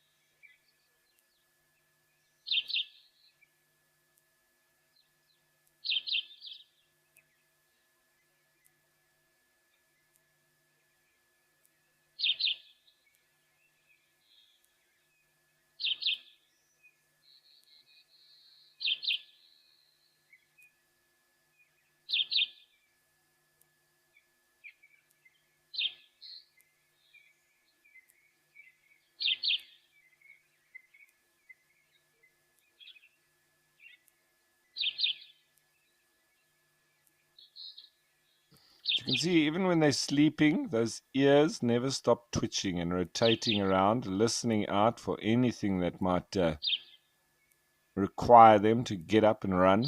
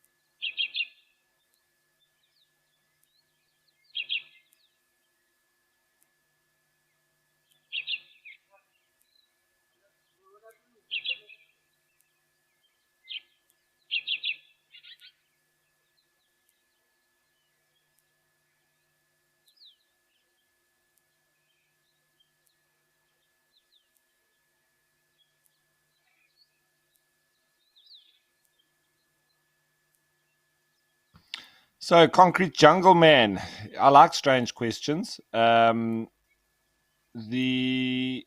The research that I've done is that wild dogs have never been able to be domesticated. I think they have tried in different circumstances, but they seem to not be able to. They just remain too wild. So I'll do a little bit more digging and just to find out, kind of projects or people that have tried to get the evidence. But I do know for a fact that they've never been able to be domesticated. So for now, the answer is an unequivocal no. But yeah, I'd like to look a bit deeper into it. So I'll let you know when I find out more.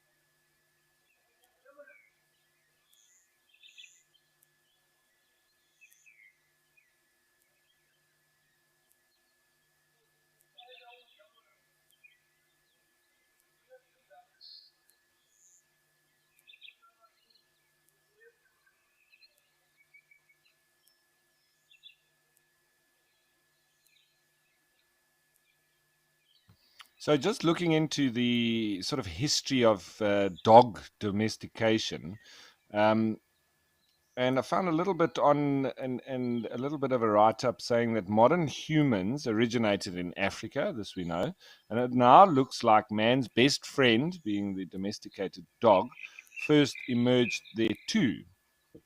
However, an extensive genetic study points to a Eurasian, possibly North African origin for the domestication of dogs. So, yes, African, but right up in North Africa, it seems. But all the research points to that people have attempted to tame wild dogs or painted wolves, painted dogs as they call them, but never successfully. And they do say that they have a very strong distrust of humans with very good cause, or any animal outside of their pack.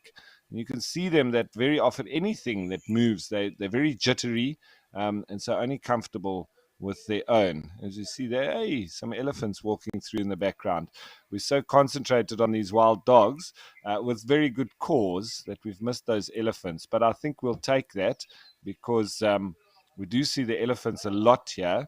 So no disrespect to the elephants, but this is just a very special sighting that I think we'll carry on watching them. We don't know when we're going to see the wild dogs again, but I'm pretty sure we'll be seeing elephants again tomorrow.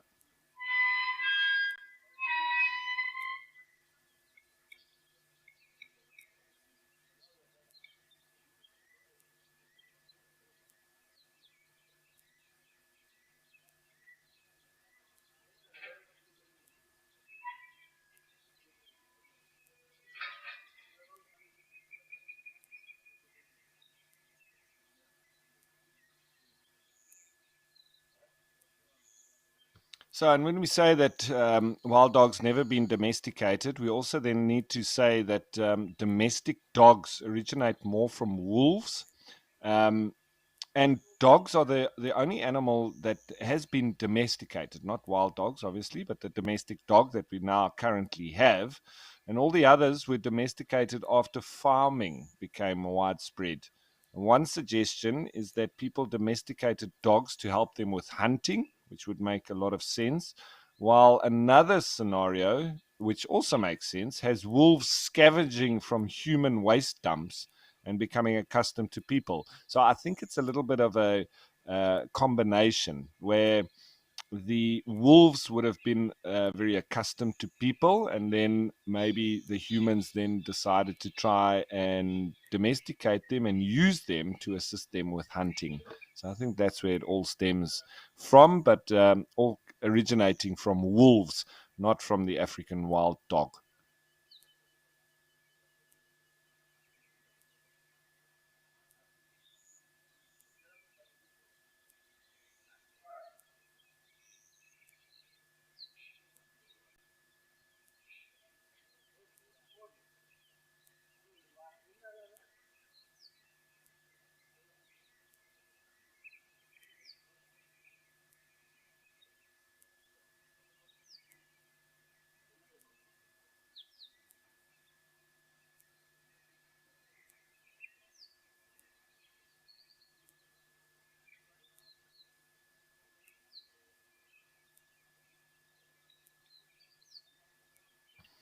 So yeah, like I've mentioned, I think we're just going to stick with these wild dogs. There are some other animals coming down to the other water holes at different locations, but it's pretty much the norm of what we generally see on a day-to-day basis. Um, and I don't know if you guys agree, but I'm going to stick here with these wild dogs until and hoping that they're going to be active. But regardless, it's just such a special sighting that I think it's worth sticking around.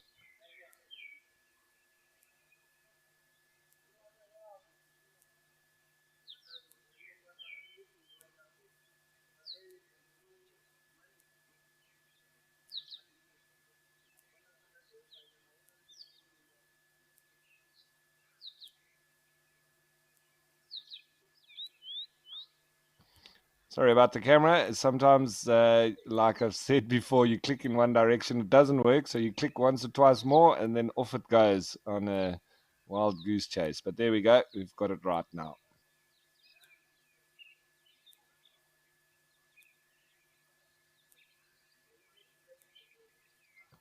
Just such beautiful markings on these dogs, and that's why they call them painted wolves, painted dogs, because of that real splotchiness that you get on their coats.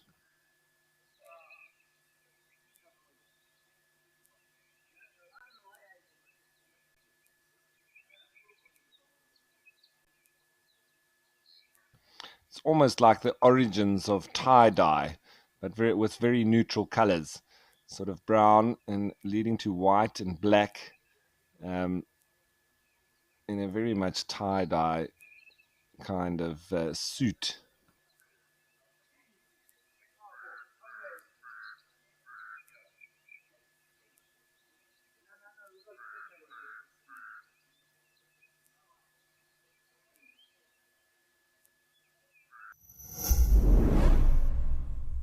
It's that time of the year filled with tricks and treats.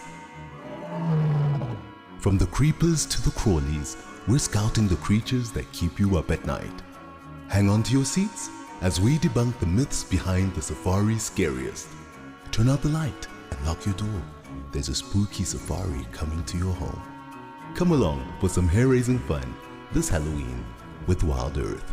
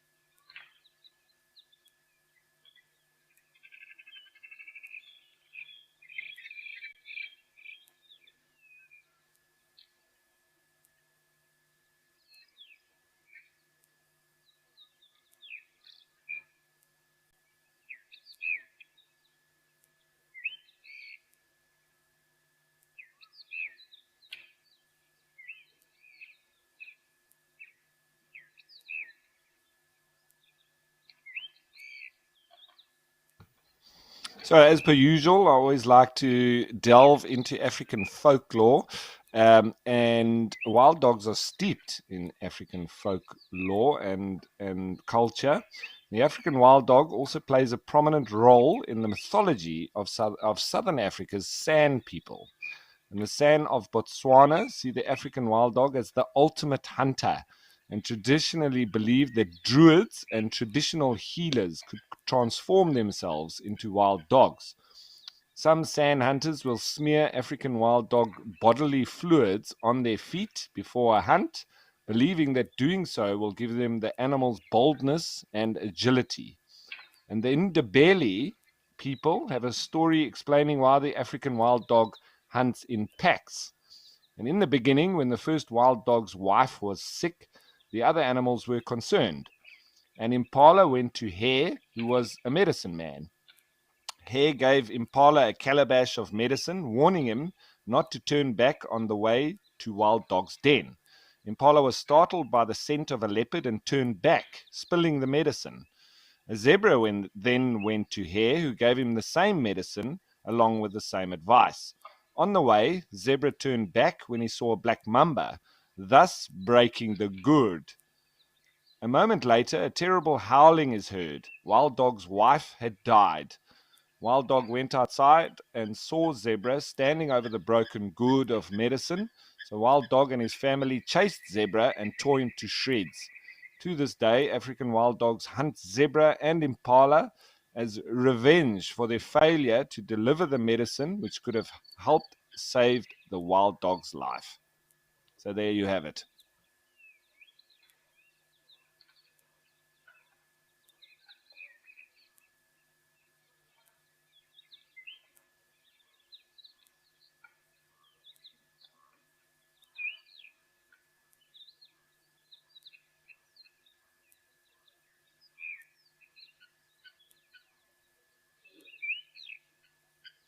So, Adam B., I'm glad you agree, and that even rhymes. Yes, I think we're not going anywhere. We're sticking exactly here in this potentially once in a lifetime experience with these dogs. What a special encounter this is. And when last did you spend this much time with wild dogs? I always often like saying, when was the last time you did something for the first time? Well, it's not the first time for me to see wild dogs, but it is the first time seeing them for so long and so relaxed and such a lovely sighting here at Jamala.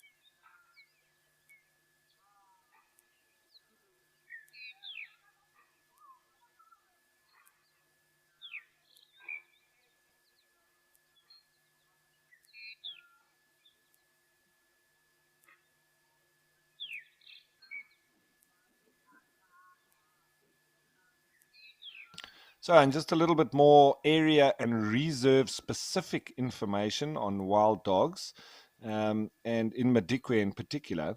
In the past, the African wild dogs roamed the Serengeti with packs reaching over 100. Today, that number is much less, and an estimated 5,000 dogs are left in the wild. Okay, we always find different numbers. I think that's probably a lot less now, most in southern and eastern Africa. And the decline in most part is due to urbanization, farmers who view them as vermin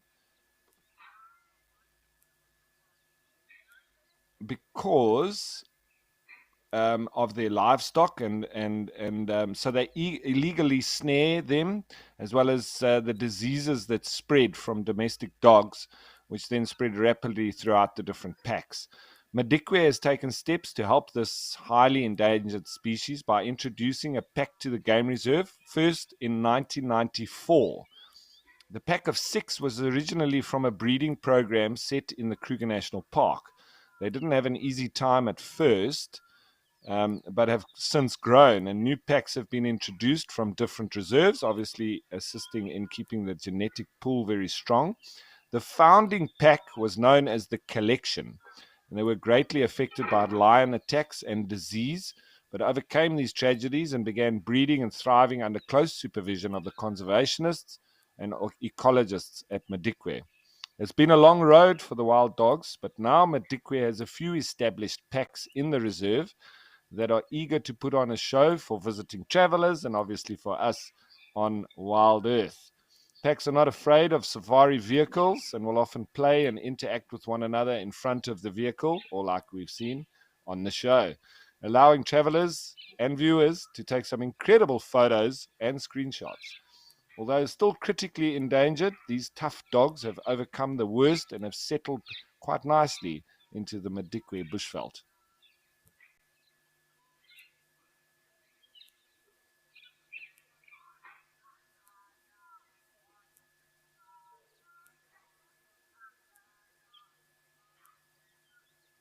Now, we also refer back to Operation Phoenix, which was what I have chatted about previously in one of the biggest movements of or reintroduction of wild animals. And that took place on Madikwe. And the introduction of the wild dogs to Madikwe was as part of that operation. And the Madikwe Wild Dog Project aims to monitor, protect, and study these incredible predators. And Madikwe is one of the only reserves in South Africa that is able to hold large groups of wild dogs. Although the conservation initiative is one of many reserves wish to undertake, there's not a lot of them that can. Wild dogs need a huge space to roam and kill up to 3 or more times a day, with packs able to cause significant damage to game stock. So that's also, part and parcel of the reason that you have to have huge reserves. And I think the Madikwe Game Reserve is around about 80,000 hectares. So lots of space to roam, as well as, and a requirement for their huge home ranges, as well as having a lot of food and prey availability. And that's sustainable as well, because if you think of the expansion of the population of the wild dogs, it's going to have a huge impact on the prey species. So that needs to keep on producing as well, and enabling it to be sustainable.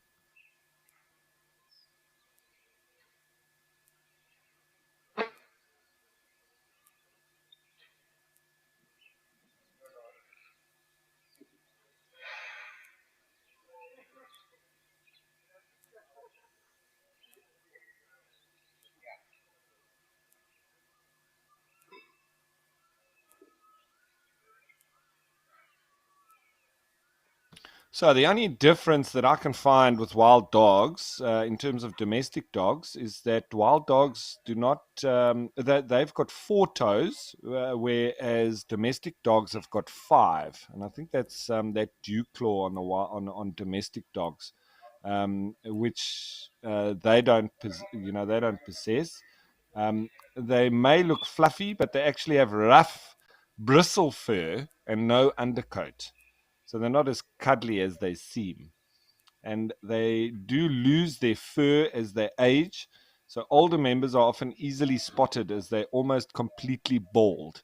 And you can see with these youngsters, I think they are youngsters, and a breakaway group.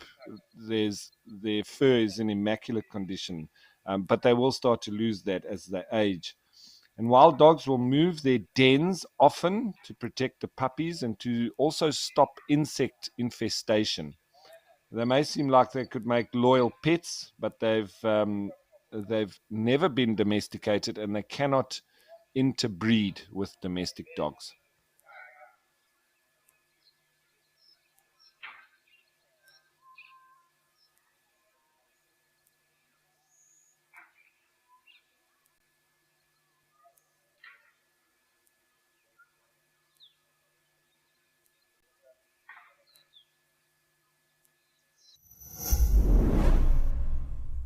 Welcome to Destination Safari.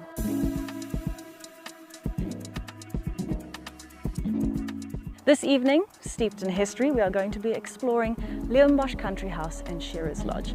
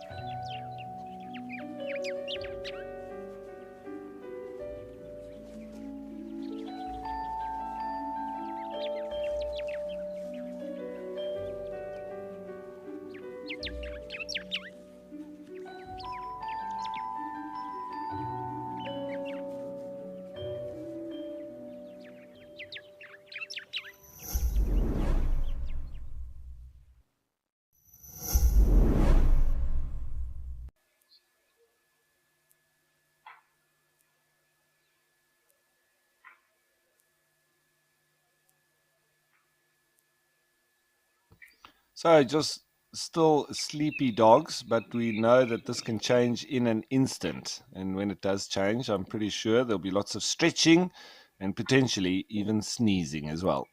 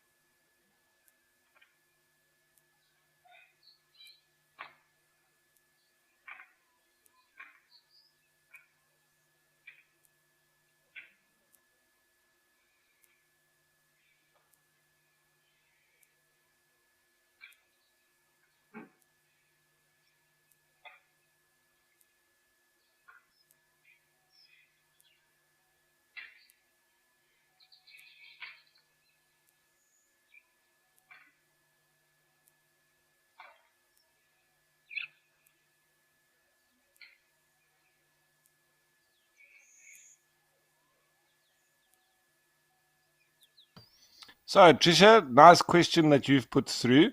I think the biggest factor that or the primary factor that leads to them successfully raising pups, is the successfulness of the team and the close knit unit of the team. Because if they work well together, there's going to be a very good communication between the individuals. There'll very often be a babysitter at the den site when the pups are left for the rest of them to go hunting. And the frequency of the adults to be able to return to the den site normally depends on the successfulness of them in their hunts. So if they're able to hunt and hunt successfully and quickly, then they don't spend as much time away from the den. The longer time spent away from the den, the higher the mortality rate will probably be, because they have a higher chance of being found out by hyenas, lions, even leopards. And if they come across a den site that is unattended, especially, then those pups will immediately be killed. Then secondly, the frequency of them being able to return to the den site also then assists in the availability of food for those youngsters, and the quicker they will grow and be strong and be able to move then with the pack. So I think also the availability of food in the particular area that they are in is a factor, because it doesn't matter how good of a hunter that you are, if there's no food available and you have to travel very long distances, it's still going to have a big effect on the successfulness of the raising of the pups. So if there's a good concentration of food around, plus there's a very well knit unit and team, then those factors definitely come into play as in how successful or how well those puppies will be raised. So I think it's definitely down to those two main factors: the resource availability and the effectiveness and togetherness of the team.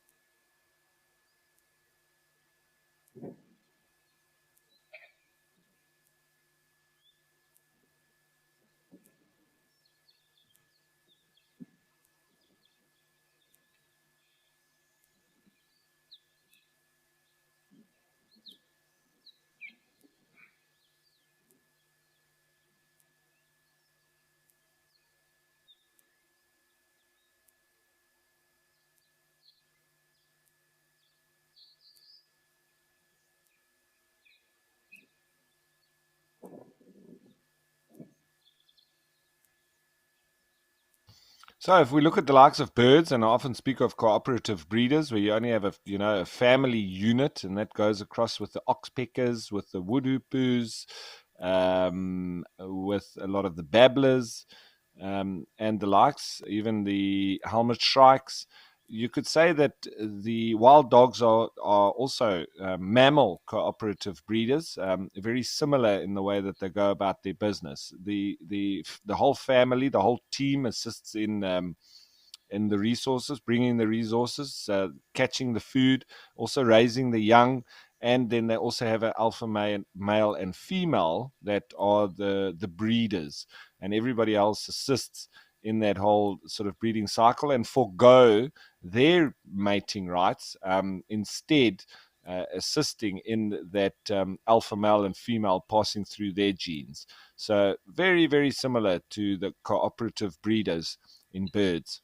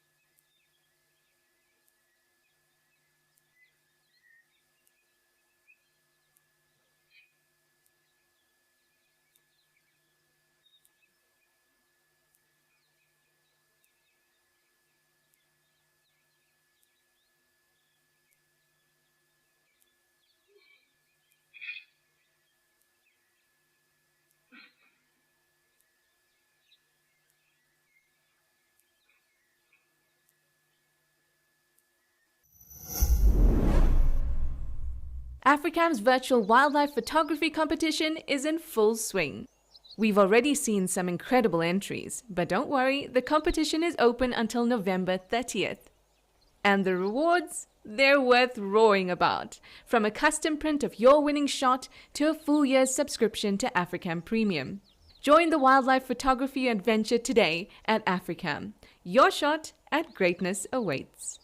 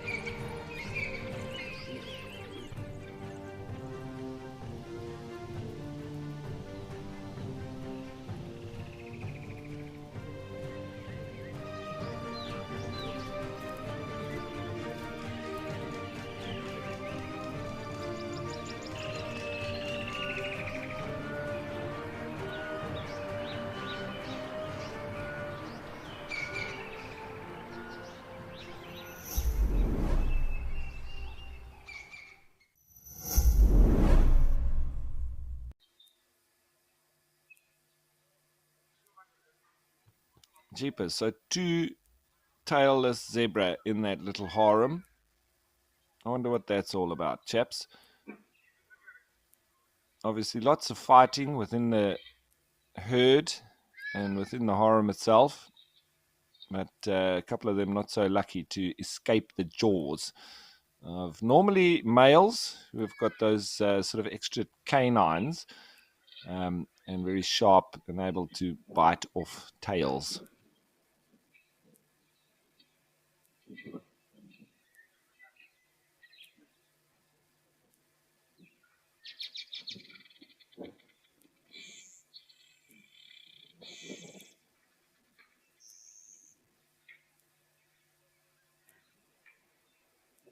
Now, I know that the wild dogs have disappeared. However, there is just a little bit of something that I wanted to share that I found on Africa Geographic. And it's the story of the persecution of Africa's wild dog, which is well known. And in 1914, R.C.F. Morm, a prolific British writer, explorer, and hunter, was so enraged and appalled when he witnessed a wild dog kill that he declared the dogs undesirable vermin and an abomination, calling for their extermination. And if you've ever seen wild dogs making a kill, you can understand why he would have said that, although I strongly disagree. Other conservationists and farmers at the time shared this view, and so began the systematic decimation of African wild dog populations, leaving just a few scattered packs in southern Africa as well as East Africa. So we can see there that it's also not just as a result of them, being such successful hunters. It's in fact the human view of them in the way that they actually killed animals, which, as I mentioned, is normally just ripping them into 4 quarters.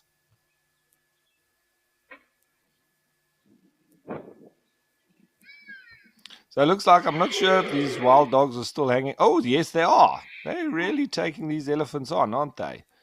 This is incredible. So that whole breeding herd didn't seem to make a difference. These wild dogs are intent on hanging around this spot. They're faster than the elephants and they don't seem to care. Well, they are young males, and I just hope that they don't do anything stupid and these elephants actually get a hold of them. But for now, they don't seem to worry about that much.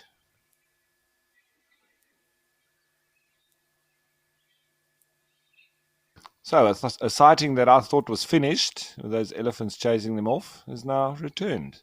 Fantastic.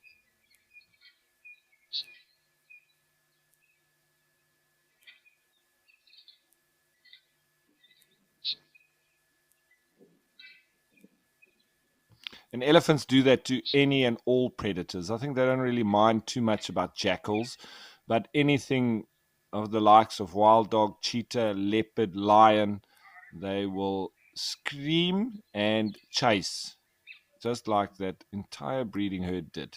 And the little youngsters in that breeding herd will now be learning from the adults to do exactly that. So it's not going to stop anytime soon. But well, these 4 wild dog chaps look like they want to go back for another swim. Lovely.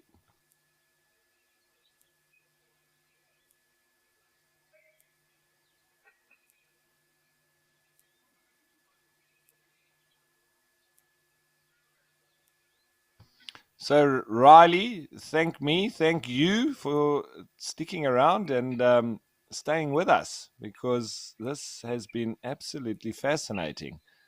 And like I said, you might have some downtime with wild dogs, but it's never going to last long. So it's always worthwhile sticking around. And lucky for us, it's paid off.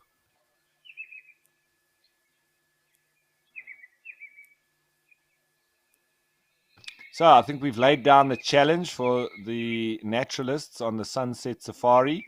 Beat that. You guys have got your work cut out for you. Find wild dogs or spotted cats or whatever it might be, but I think you're going to struggle to beat this. And with that being said, it is indeed the Sunset Safari immediately after the Live at the Waterhole show. So I think if you have any inkling, you need to sit around and wait, because there's lots of action ahead. And they won't be sitting at waterholes quite like I am and have been. They'll be moving around, and we do have the 3 different locations: Amakhala, Pridelands, and Djuma. So lots of excitement ahead. What will the day hold in store for you? Well, as I say, you'll have to wait and see. And then there will be the Sunrise Safari again tomorrow morning. And of course, after that, we'll have Live at the Waterhole once more. So we get to do it all again tomorrow. The show goes on, and as per usual, we've got to thank the wildlife, especially the wild dogs here at Jamala, for being the stars of the show, and to you, the viewers, for joining us. It's always a privilege to have you with us. And of course, to the whole WildEarth team, especially the people behind the scenes that you don't get to see, but make it all possible. We're the guys that have the easy part, and we just sit and talk about what we see. But anyway, it's been an absolutely fascinating show, and I hope you've all enjoyed it. I certainly have. Can't wait to see if these 4 wild dog males are going to be here again tomorrow. That's what I'm thinking. And this breakaway pack, maybe they're going to find themselves a breakaway group of females. That would be absolutely wonderful. And then we'll have a pack of 8, maybe, and then maybe even pups. So that's what I'm hoping for. But you never do know with wildlife. And that's it from me for now, folks. I'll see you again on the second shift tomorrow. My name's Ralph Kirsten. Bye for now.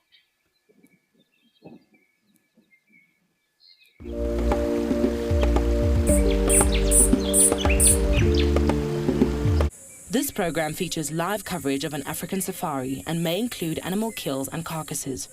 Viewer discretion is advised.